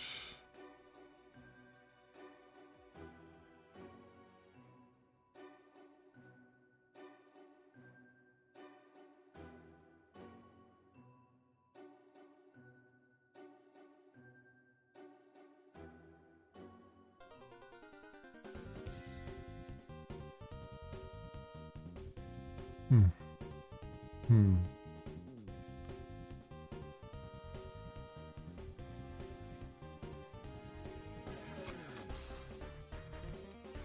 Huh. Let's see if there's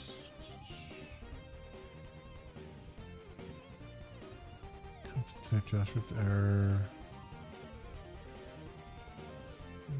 Frames. Request timeout.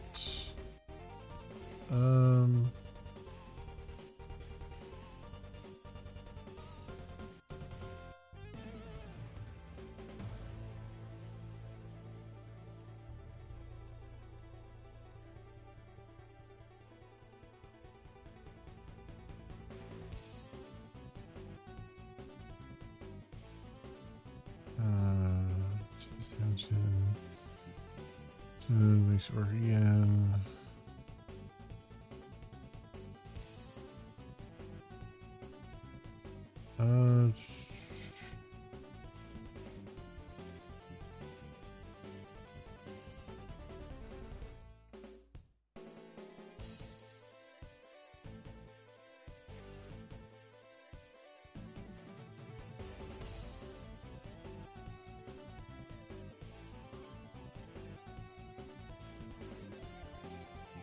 JS code. I don't see anything here. Jumping out.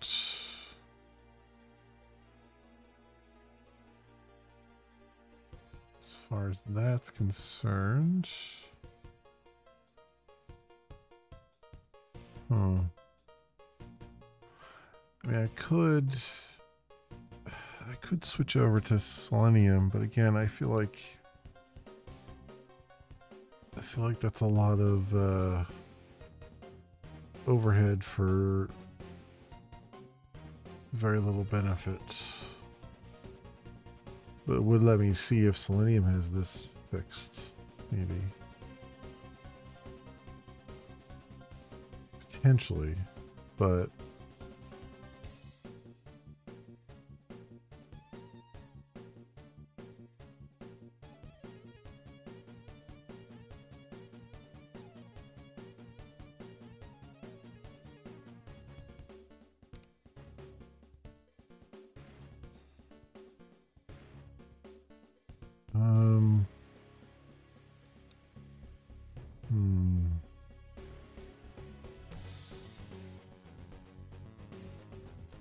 that's unfortunate because it looks like I fixed the other problem. It's just...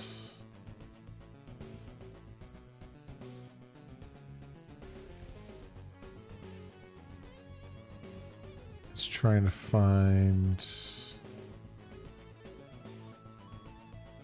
SVG group.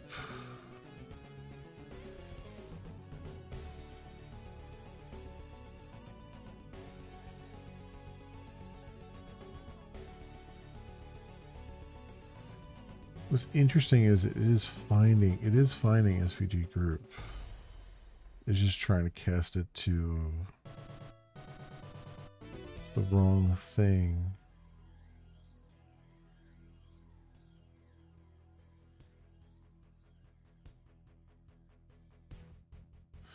But it's a little bit, I'm finding that, that's what I'm finding a little bit weird though. Let's see if we can debug this.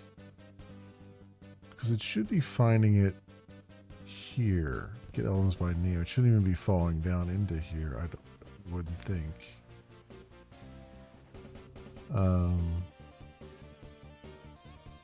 So I'm curious as to why that's even happening. Let me see here.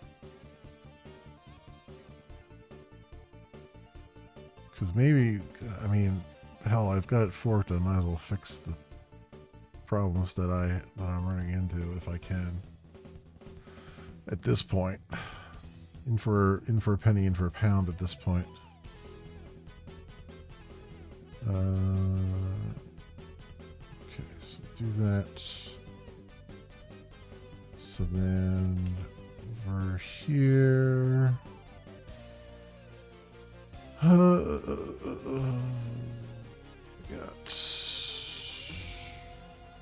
where am I at? Too many tabs open.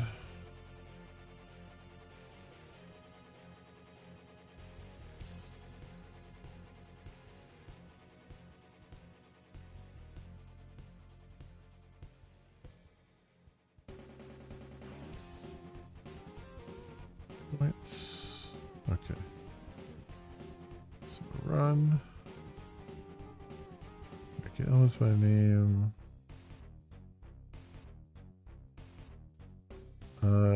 It's gonna have to be. Crap! It's gonna have to be SVG group or something here. Not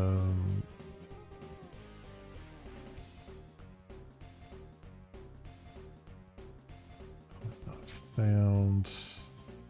Let me put a exception here. Last cast exception.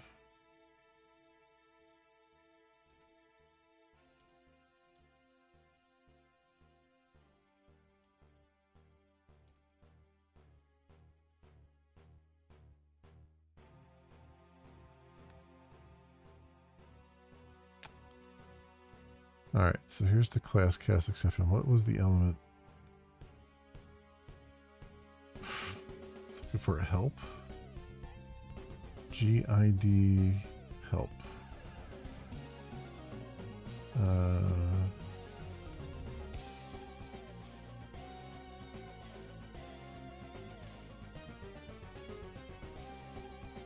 So ID is help. Okay.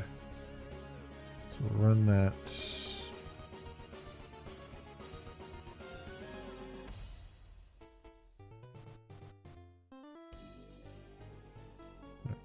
Let's stop that.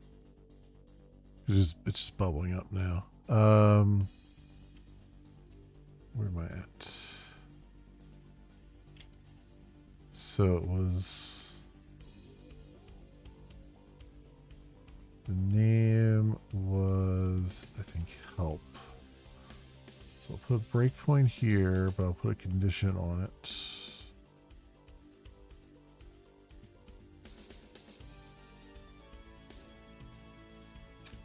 Breakpoint properties, conditional,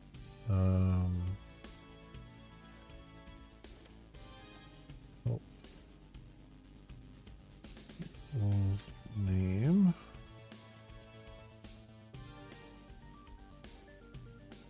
Alright, I'll turn the, well, I'll leave the class cast on, I guess.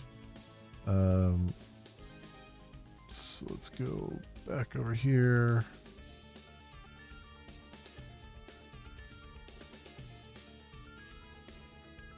Debug.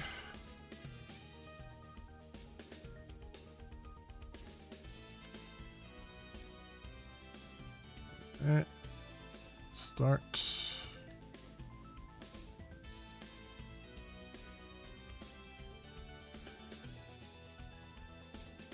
Did I not get the element name right? ID is help. Where's the get with fallback here? What was name? Help? Was it lowercase help? Yes, lowercase help. That's why. That's fine. Okay. Yeah. That's fine. Do that. So I just want to see why it's not returning anything. Oh, because this is looking for frames. That's why. That's looking for a frame window. That's why it's not going in there. So now it's looking at elements. Right.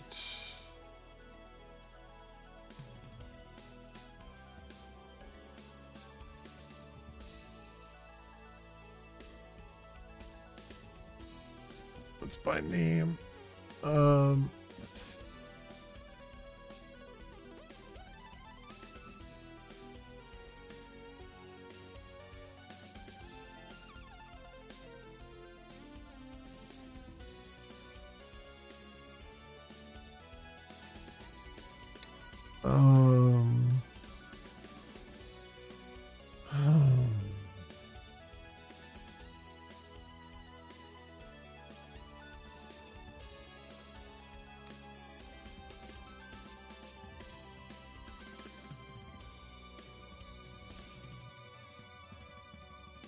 Oh no, this is, yeah, I want to know why it's not going into, it wasn't frame window, it was get elements by name. Yeah. So, that was right. I don't know why I thought I was wrong there. Help equals name.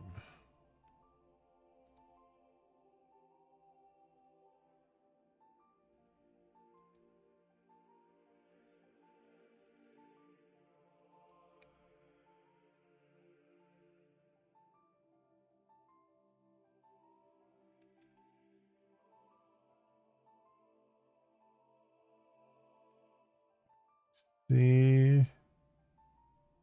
Hey, Big Waluigi, welcome in. I am working on a project I'm calling Magenta Breeze. It's a streamer chat / alert bot. Just kind of right now trying to integrate YouTube chat in a weird and wacky way. but my goal is to have both YouTube and Twitch chat together in one. Yeah, it's like Nightbot, it's like Botrix, it's like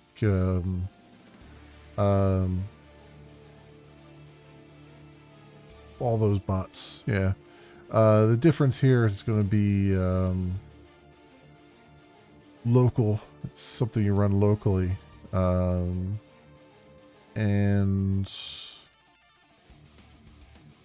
hopefully it'll be able to have both, hopefully the YouTube integration will be solid, because the one bot that I'm using now, I'm using Caster Labs Caffeinated. They are constantly having problems with their YouTube integration. It's not really their fault, but it's, I want a bot that's a little bit more reliable, and so I'm just figuring I'll just write one and see where I can go from there. But yeah, that's what I'm working on. All right, so we're doing, so this has help, right? Name is help. So if I go in here and do this, breakpoint there, get elements by name, it's not finding it. Now, why is that?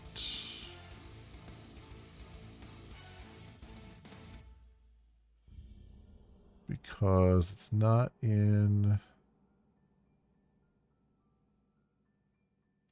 the name map.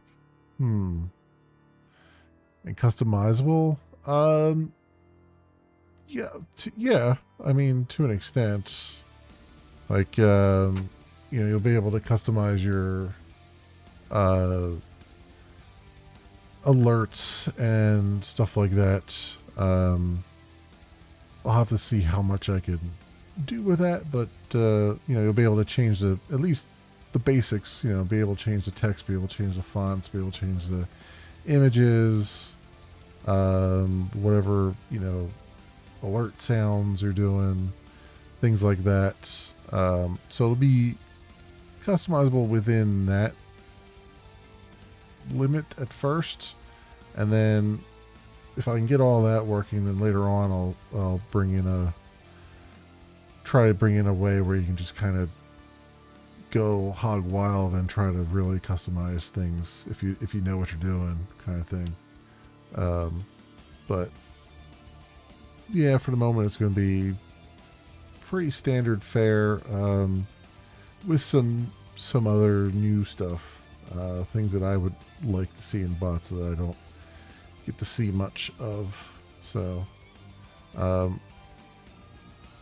other thing is, I would like to try to do, if I can ever get to this point, I would like to try to do some more integrations. So like be able to look at your Steam library potentially, or be able to handle donations that come in from off-site.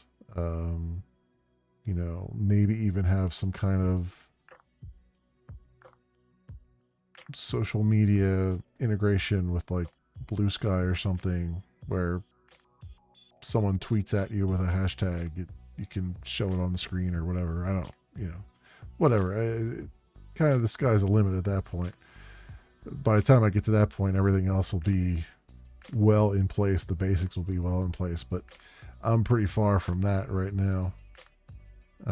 Just trying to get the foundations working at the moment,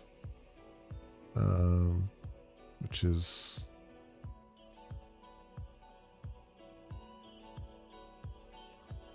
interesting. I wonder.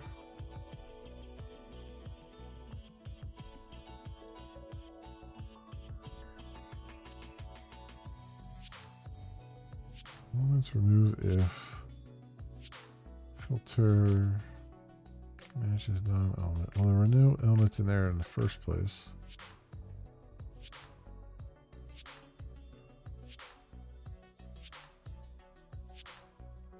So it's not registering. the element names.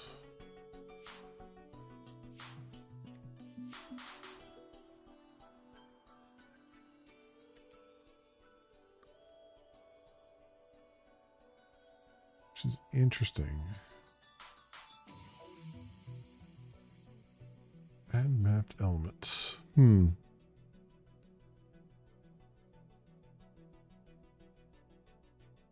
Right, exactly.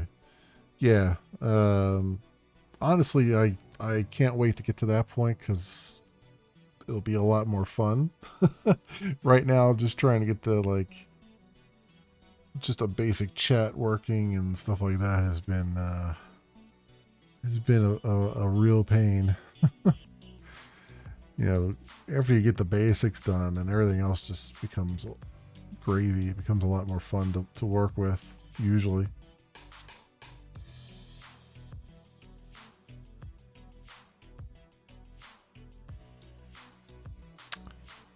Oh, I see what's going on. ID. So it doesn't have a name attribute. And this is looking, get elements by name. Yeah, instead of ID.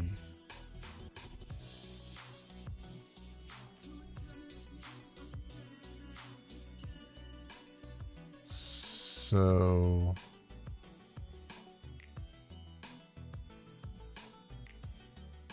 I see.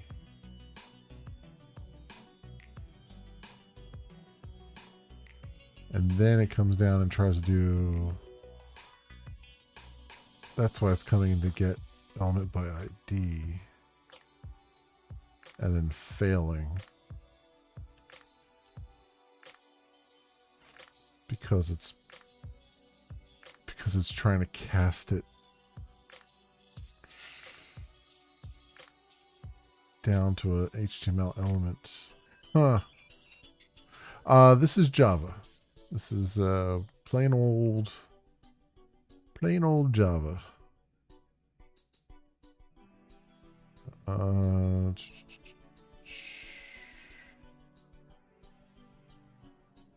Yeah. So it's finding it here, and then it's just running afoul of it here. I wonder.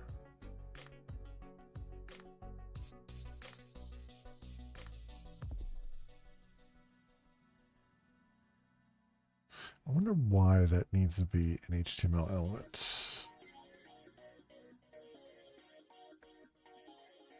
Does this only take HTML? No, this takes objects.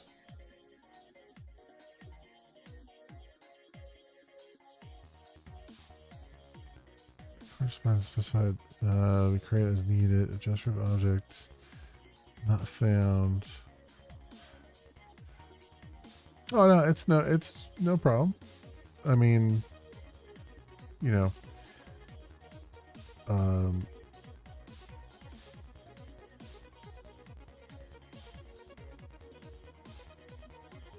Java is what it is. I've been doing Java for many years, so the language itself I like.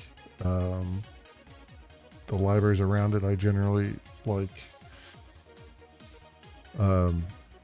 But a lot of times it's just what's going on here really is that I'm working on problems that I've never had to work on before, and so I'm learning as I go when it comes to like how to solve certain problems that I've never had to solve in a professional capacity. So it's part of me. So a lot of this is me trial and error and learning things as I go, as well as, you know, trying to get stuff done too, or not really trying to get stuff done, but just trying to have fun with it. You know, I'm under no timeline or not rushing or anything like that. You know, it's going to take as long as it's going to take.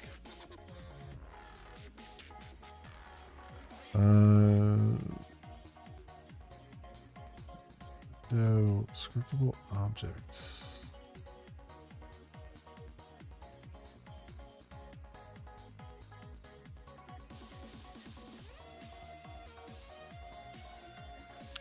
Oh, it's just casting it to DOM node.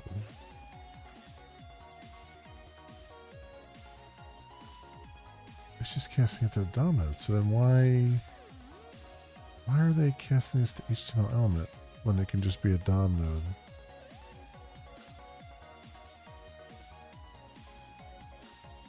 Like I can literally, I'm just going to change this, the hell with it.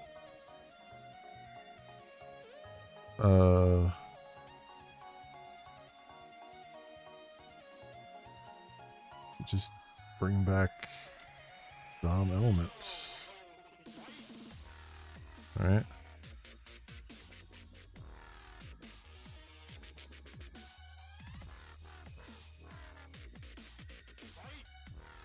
And what does this bring? This brings a DOM element back. So I don't, why?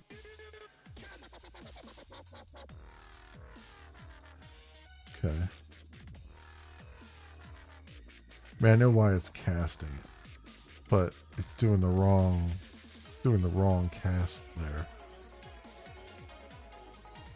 All right, so that just, you say it extends DOM elements, and then this will just be DOM elements.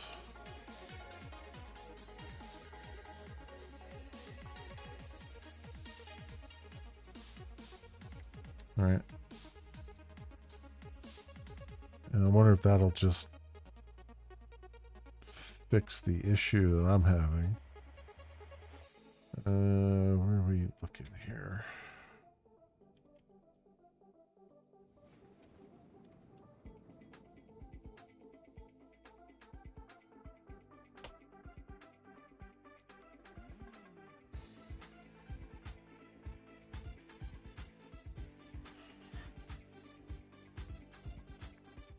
What specifically am I implementing right now? So, one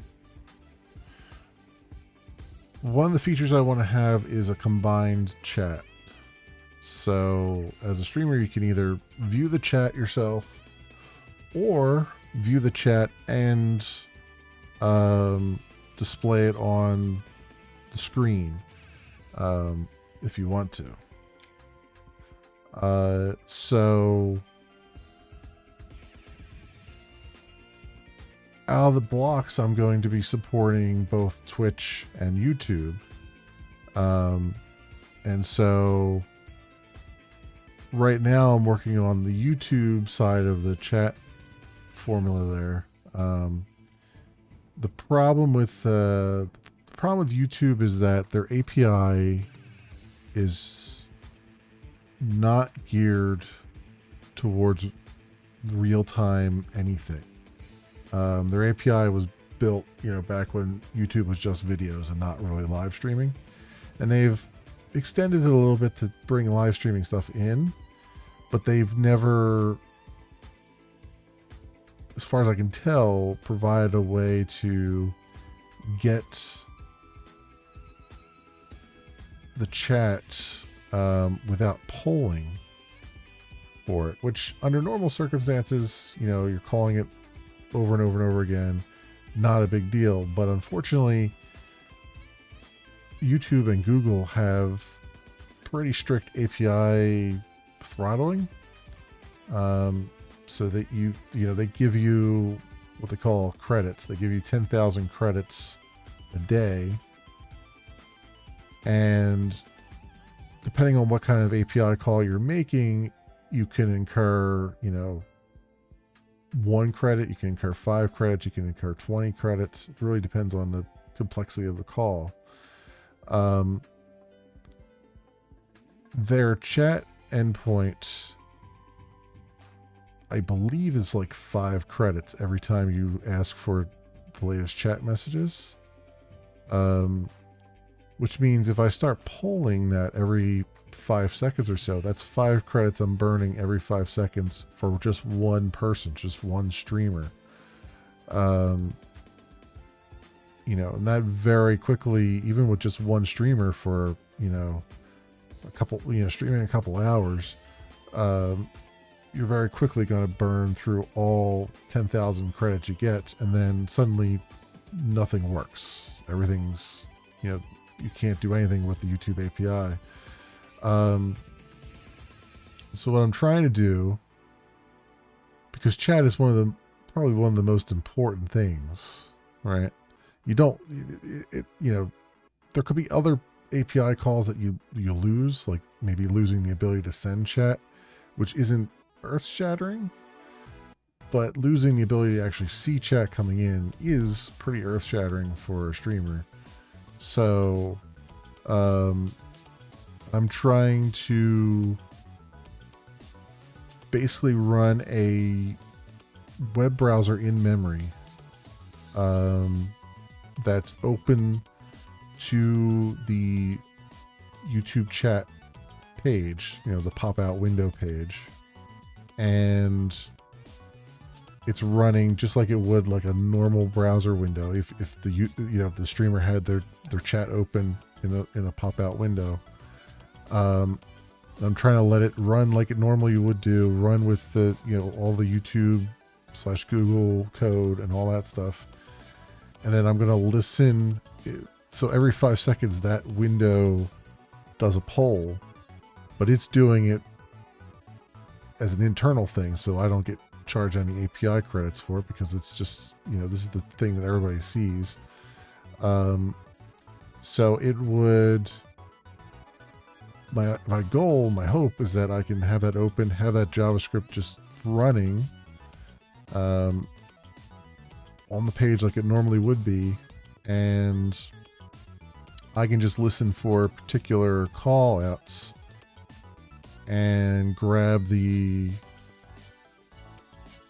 data off the page for those call outs and essentially get all the chat messages and everything that way, which would be, I wouldn't be subject to like the API credits and stuff. So basically just screen scraping. But I'm trying to do it in such a way that I'm not, there's different ways you can screen scrape. And one of those is like, I'd have to refresh the page every 5 seconds. And I don't want to do that because that incurs, it's a pretty hefty page. And someone will undoubtedly notice that kind of traffic going on.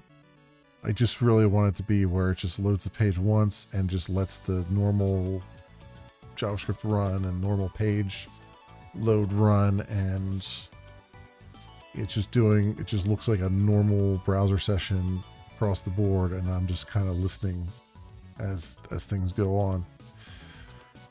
So I'm using a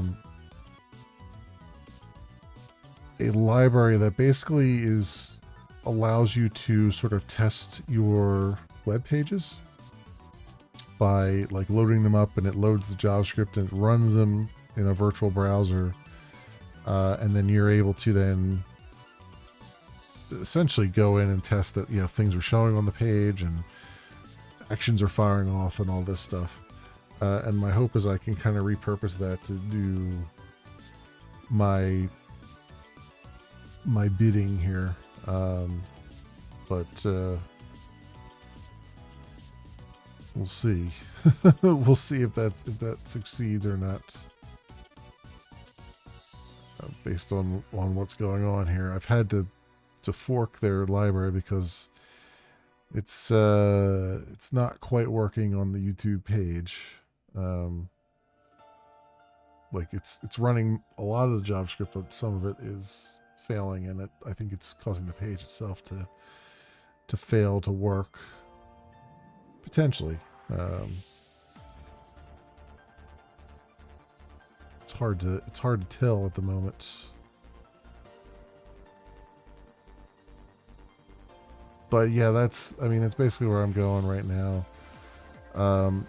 As far as Twitch, with Twitch's chat, their chat looks a little bit more reasonable. First of all, there's not like an API limit there that I have to necessarily worry about. And second of all, the library I'm using for Twitch seems to have some hooks where I can just grab the chat directly through the appropriate API calls. So I'm less concerned about that, and that's why I've kind of put that one off and said, let me tackle the one that's going to be the harder one, which is the YouTube one first. And we can see what happens here. So that's basically what I'm in the middle of, essentially, is just trying to get the initial hooks on chat. I don't even have, like, as far as the integration with YouTube and Twitch goes, right now the only integration I have is the ability to log in. The ability to link your account, basically, and that's it. I have the basics of, like, I can fire off alerts and stuff, but they're like test alerts internally to my app. I'm not actually pulling alerts or anything yet from the services, but I'm less concerned that that's going to be a problem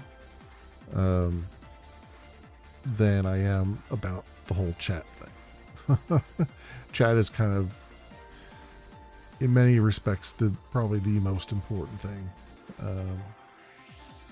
So it's got to be right, or else everything else is going to be wrong.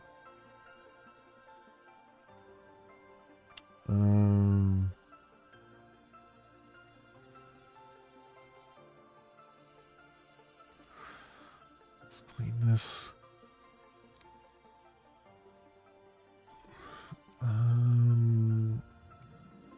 I guess I'll just start it without debugging it. Let's just see what craziness happens here, if any.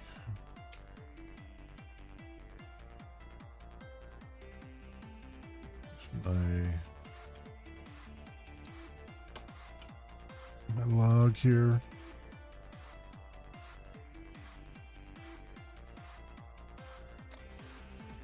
Let's load up the page.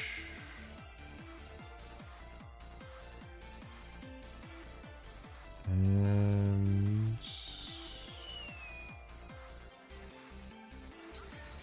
new DOM nodes found.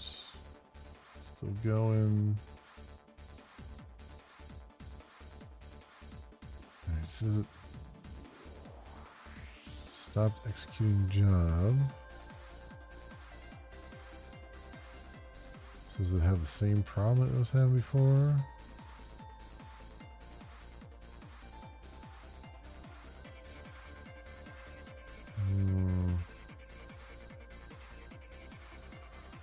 I don't see any issue there.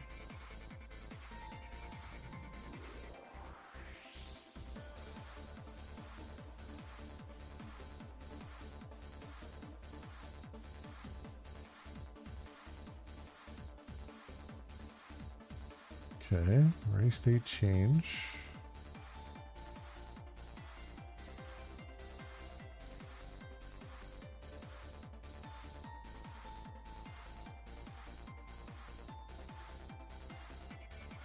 Okay, I don't see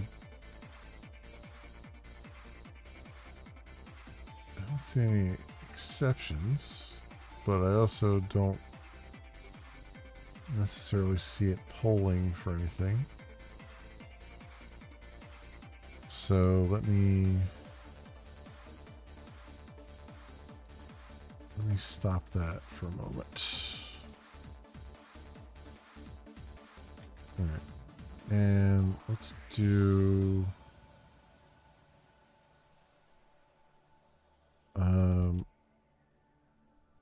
let me fix the URL so that it's pointing to the current YouTube chat, just so we know that we're doing a live test here.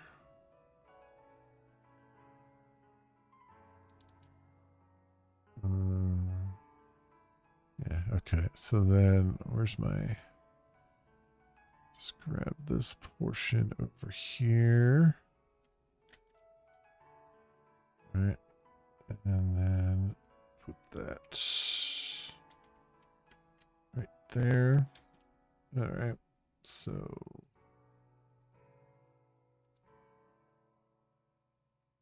clean and work directory, do clean deployments.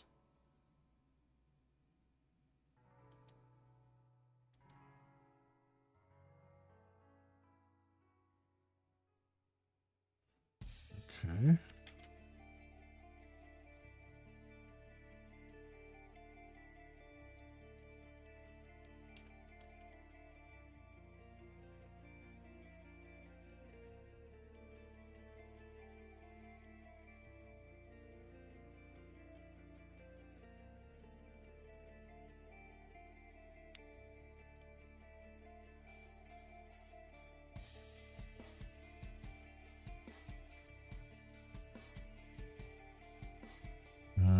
All right, so back to where we were. Do set interval complete ready states.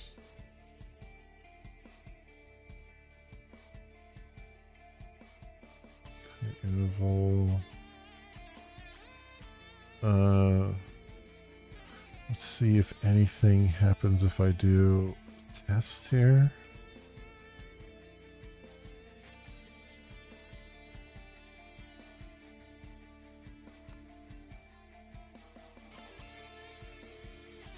No.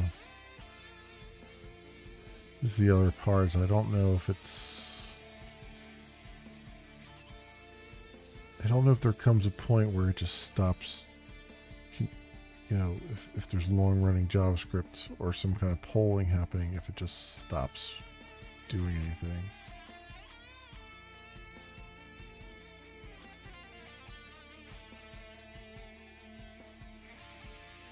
After a certain point or whatnot.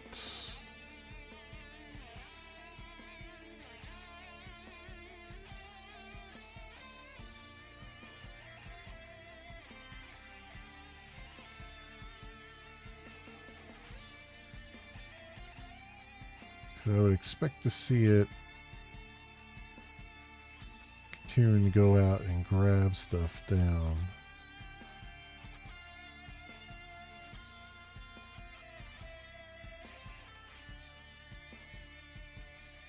If it was working properly.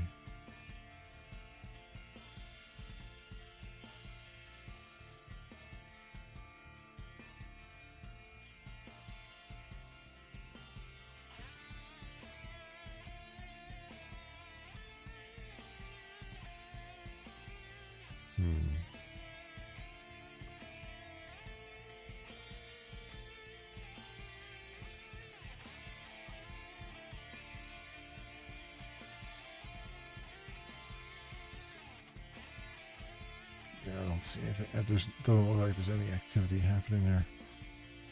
This is where I wish I could get like a screenshot of what it's doing. See what potentially happened here.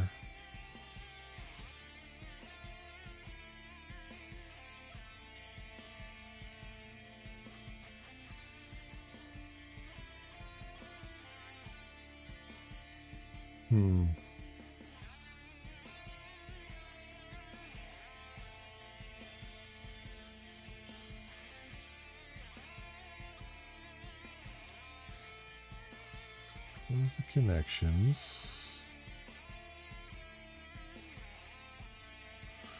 Which is correct.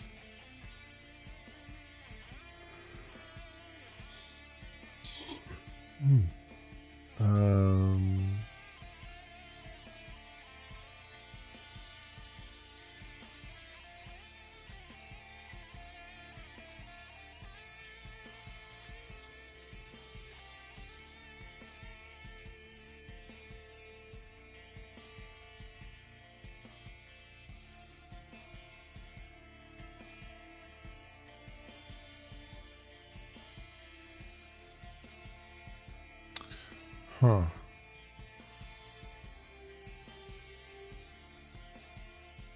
I'm trying to think.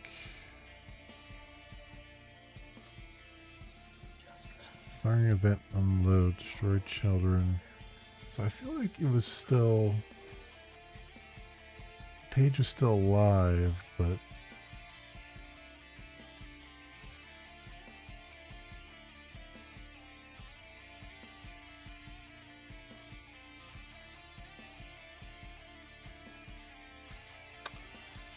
Was and it wasn't.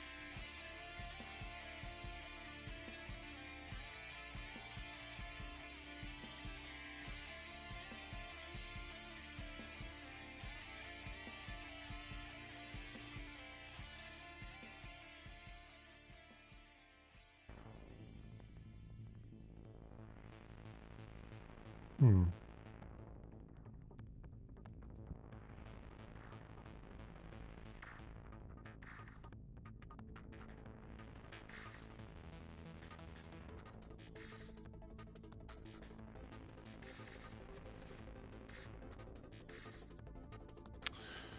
What is JavaScript execution job?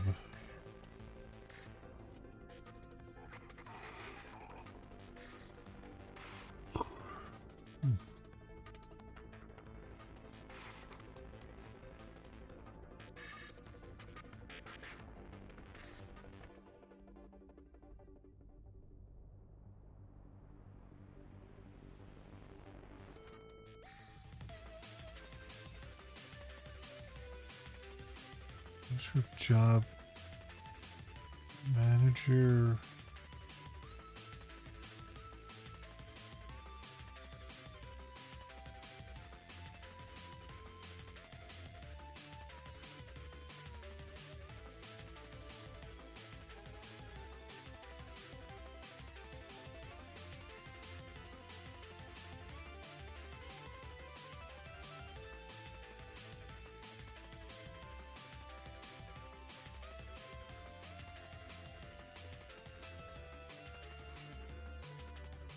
Hmm.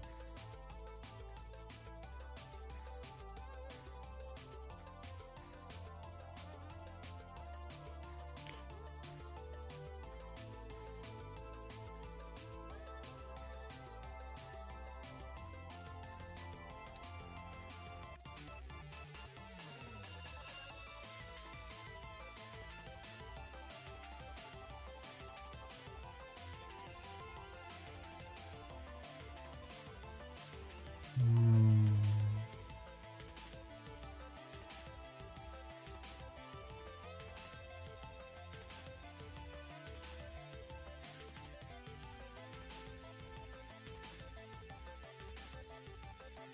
Pulling.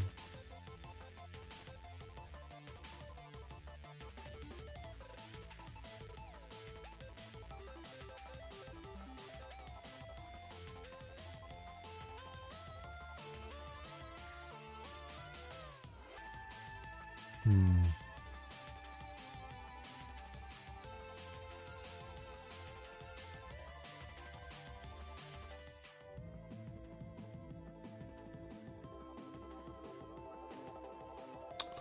I wonder, just out of curiosity.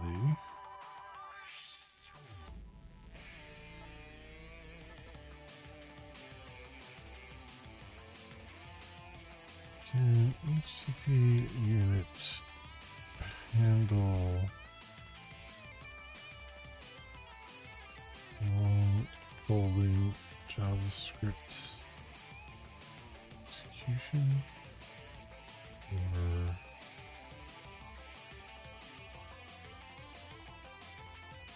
errors?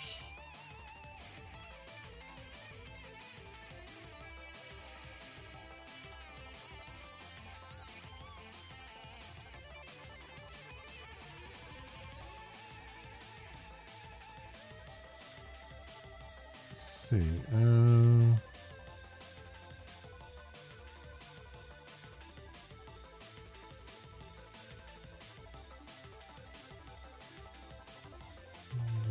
1 point requests. Web driver.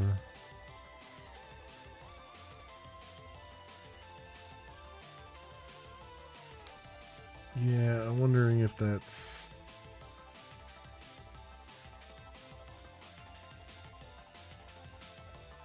I'm wondering if that's true, though.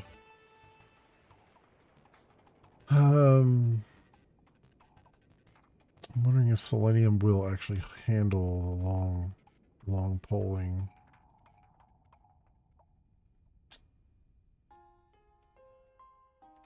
log pulling stuff.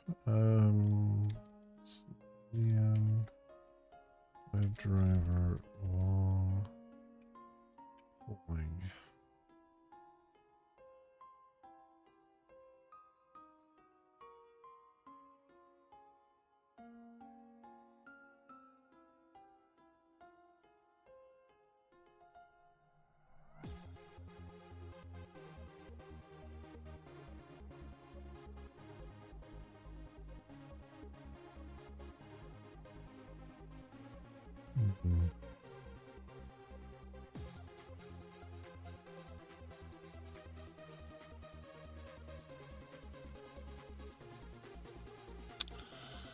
Yeah.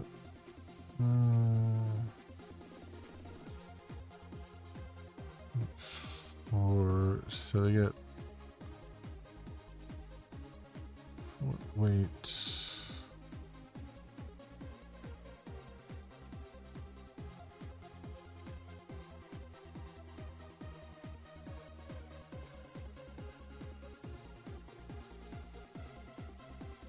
Screen scrape.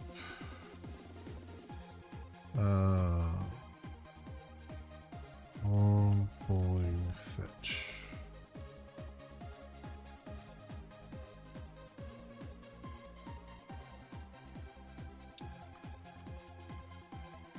After every scroll.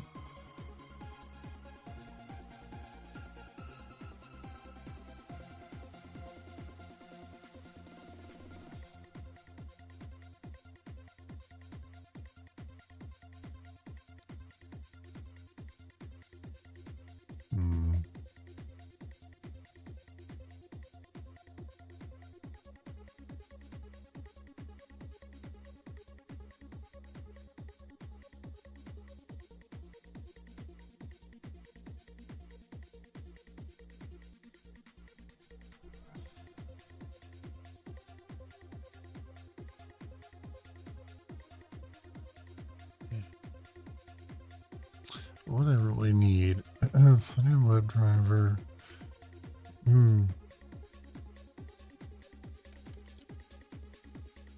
Intercept fetch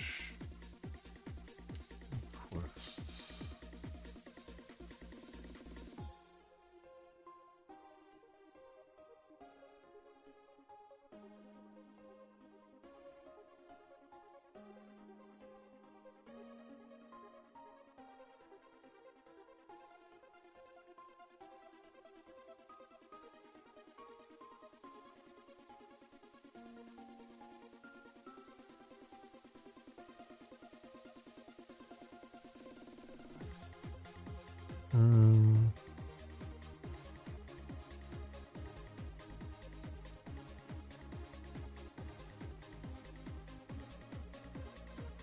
That's 200.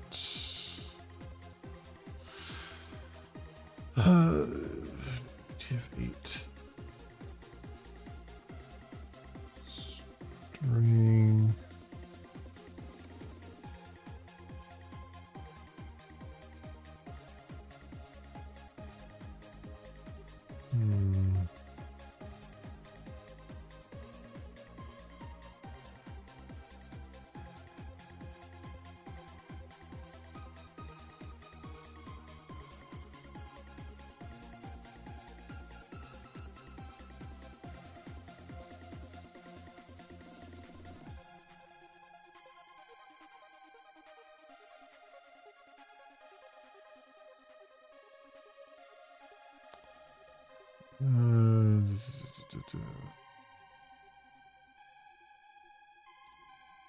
Launch from the WebDriver.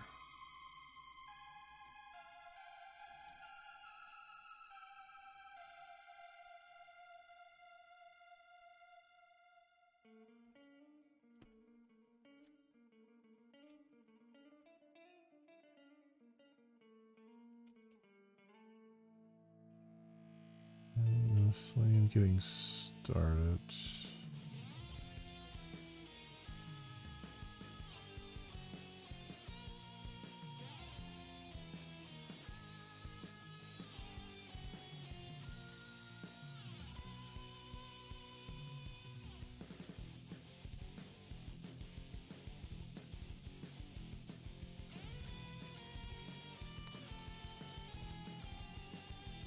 Disable driver headless.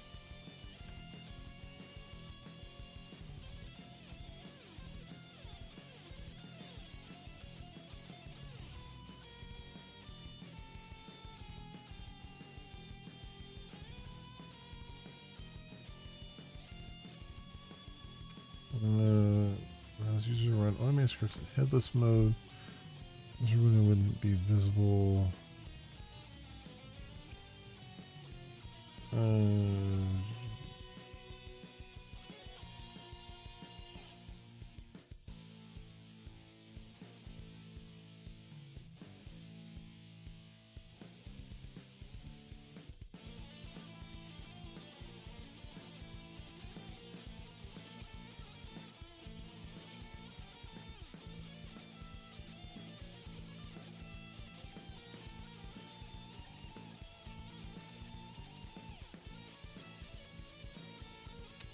It'll be interesting though. So you can use Selenium, you can use the HTML unit driver in Selenium.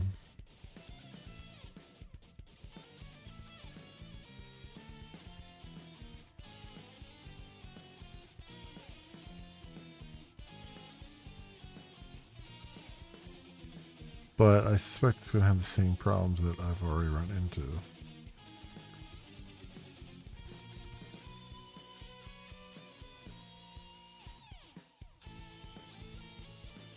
In fact, I would be surprised if it didn't run into the same problems I'm running into.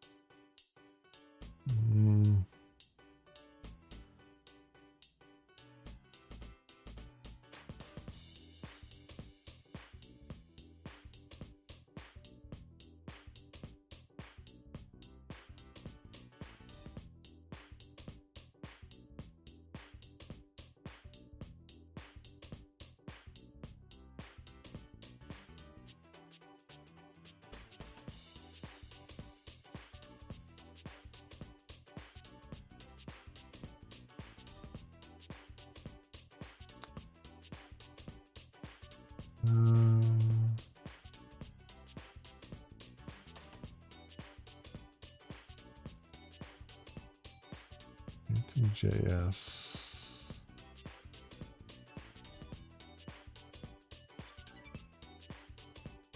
Can I wonder if that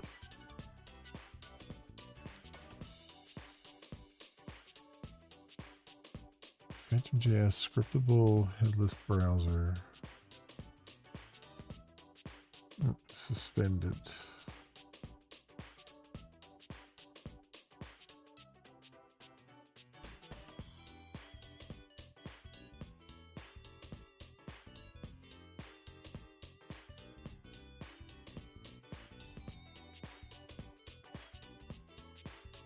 Archive the project soon. Pick up development again. The project will be unarchived.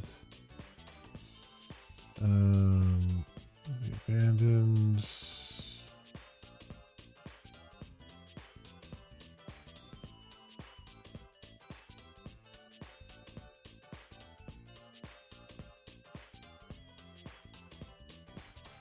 So, is there another project that isn't abandoned? Well, I guess it doesn't really matter if it works.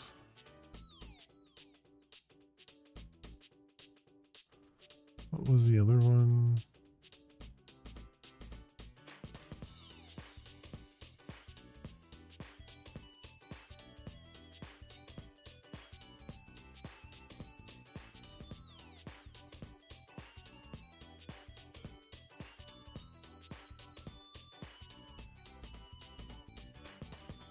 me see something there. Java headless browser.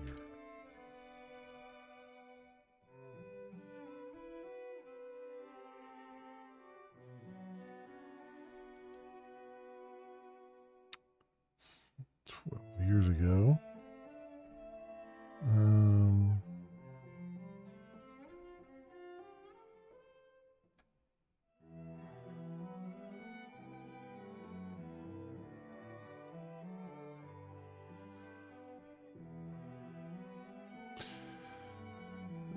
I thought about the doing a JavaFX web view, but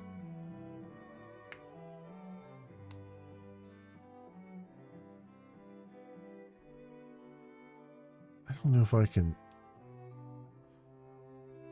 I mean, I guess I can kick that off.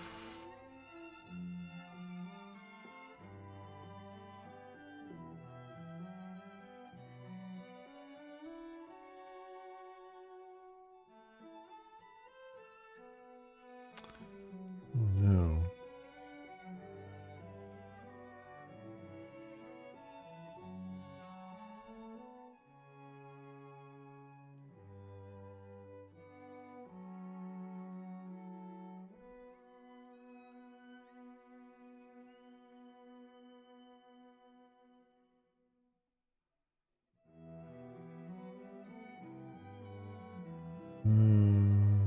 Zenrose Playwright.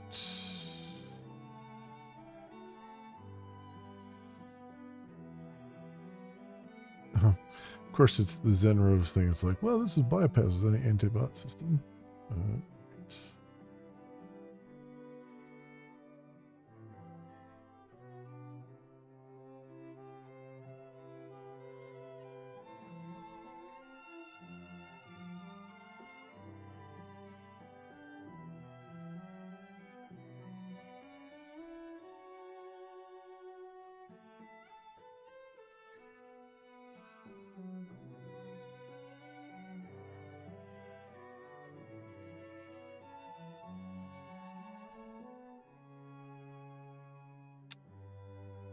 Playwright.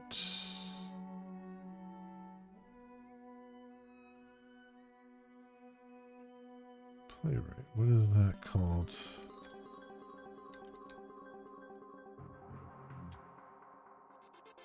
And testing. Okay.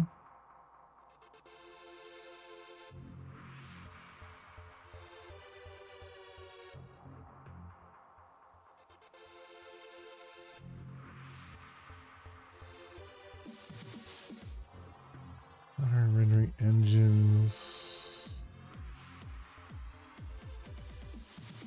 Headless. Native mobile emulation. Maven modules.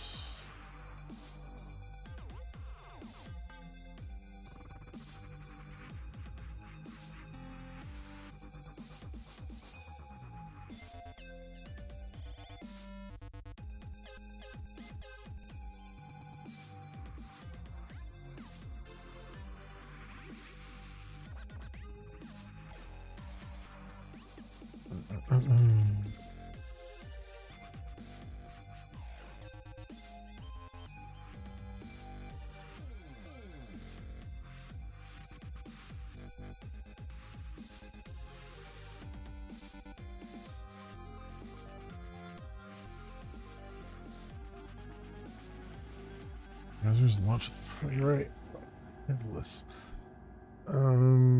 Sure, but what if you don't have?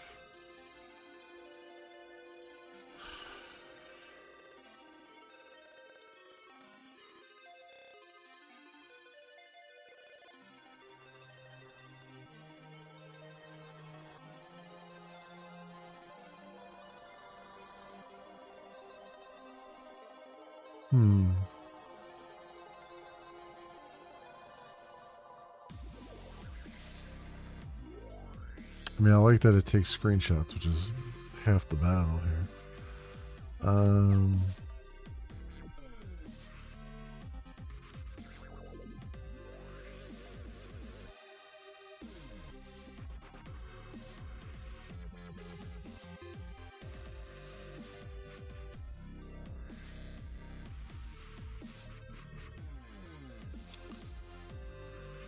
checks.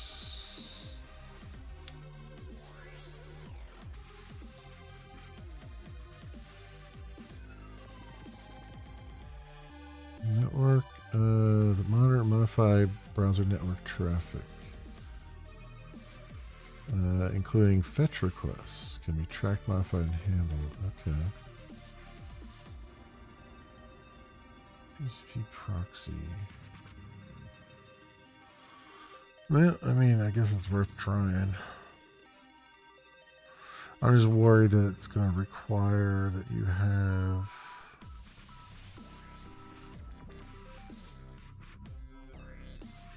Chromium or something on your machine rather than actually bring it down. Let's see, they have a GitHub here. Oh, that's Discord. What am I thinking? GitHub, here we go.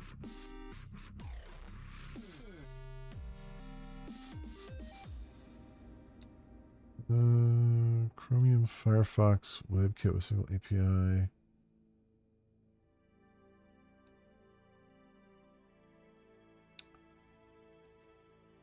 System requirements for details. That's okay.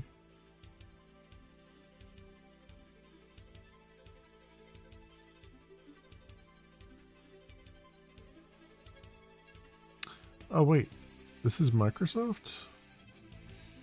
I mean, I saw the Windows logo and I was like, wait, what? Oh, it is. Oh, it's an open source project from Microsoft. Well, that's interesting.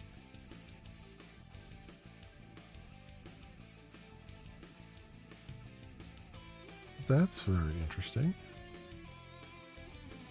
Playwright is not thread safe. Are created, are expected to be called the same thread. It's created, okay. Thread, okay. Each of its own thread.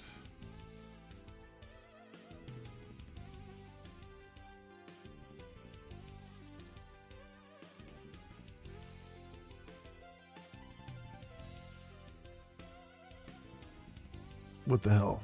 Let's try it. Let's try it at this point. I don't know if it'll make any damn bit of difference, but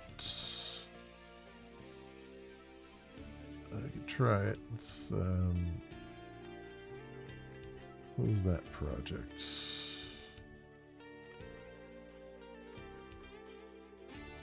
Let's stop that. And I will comment this out. Actually, both of those. Comment both of those out.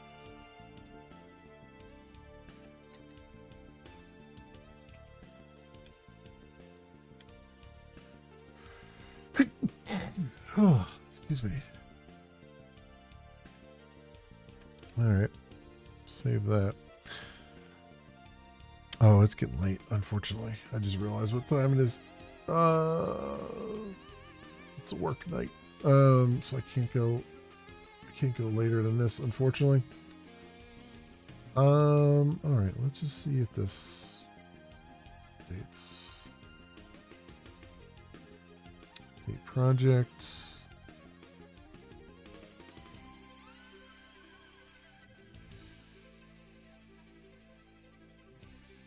Okay.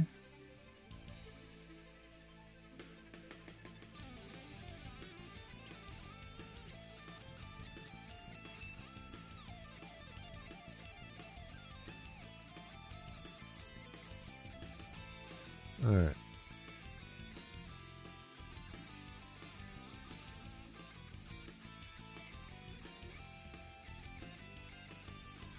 All this stuff is not applicable right now. So I have to fix all of that. Just go comment these out.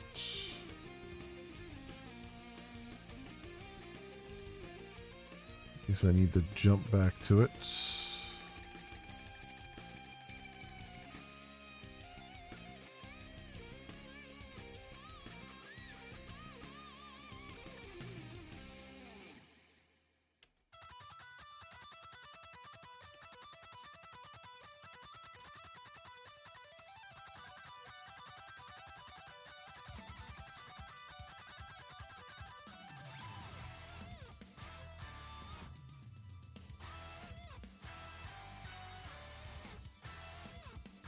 There we go.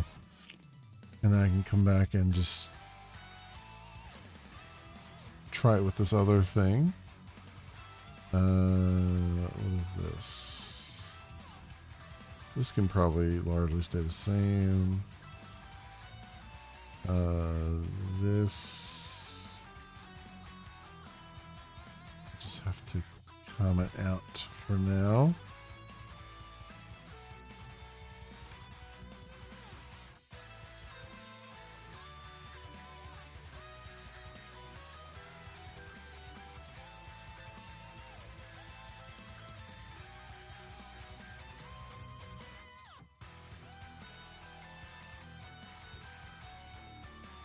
Commenting out for a moment,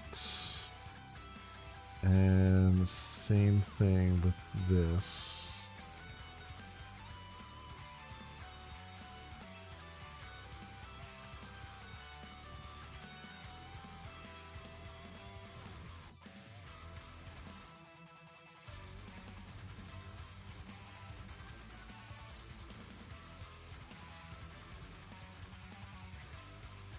There we go. Just because I haven't committed them, and I just want to make sure I don't lose the stuff that we worked on in case I need to jump back to it for some reason or another. All right. And I'm going to need generally the same idea when we go and do see if this puppet or whatever it is, playwright. See if playwright works for us. But that's gonna have to be another day, my friends. I'll have to be on Friday. We'll come back to that.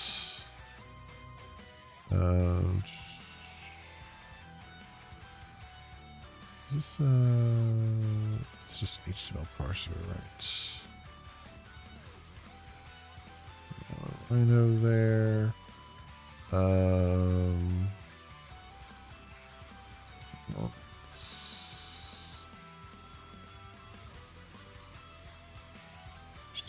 To image.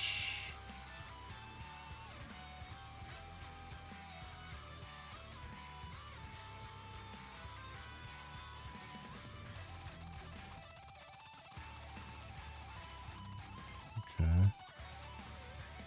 I think I need this open right now. Close that for the moment. Leave this open. Like that. Keep that open. Keep that open. All right. Cool. Cool. Yep. Just gonna leave it here at like this, my friends, right now. Not gonna commit anything. We'll just kind of keep it frozen here and come back to it on Friday and take a look and see what is happening. See if I can make that other thing work a little bit better, hopefully. Interested to see what kind of like interface it has, because it looks like it's a little bit more up to date with everything. So yeah, see what goes on there. I don't know. That's the other part of it too, is I just don't know, like, if this is running on a Mac and you don't have Chrome on there, is it going to, like, do I have to put pathways in there to say use WebKit for stuff? Because I know it supports WebKit, but or just does it automatically download the engine it needs. I don't know. These are my big questions on that. So we'll have to see. We'll have to test it on under different scenarios, I guess, and see what happens. But yeah, that'll do it for me for tonight, my friends. I will be back tomorrow night, and we'll be playing. We'll be continuing with the Plucky Squire. That'll be tomorrow night and Wednesday night, and then Thursday night we will continue on with Diablo 3. Hopefully, maybe even get near or to the end of the story on that. We'll see. And then Friday nights and Saturday afternoon, I'll be back here again doing some more coding, as I tend to do. And we'll take it from there, my friends. So that is the story as I know it right now. Thank you so much, everyone, for watching. I hope everyone has an excellent morning, afternoon, or evening, depending on what it is for you. And hope to see you back here again in the future for some more stuff, whatever happens to suit your fancy. Until then, see you, bye.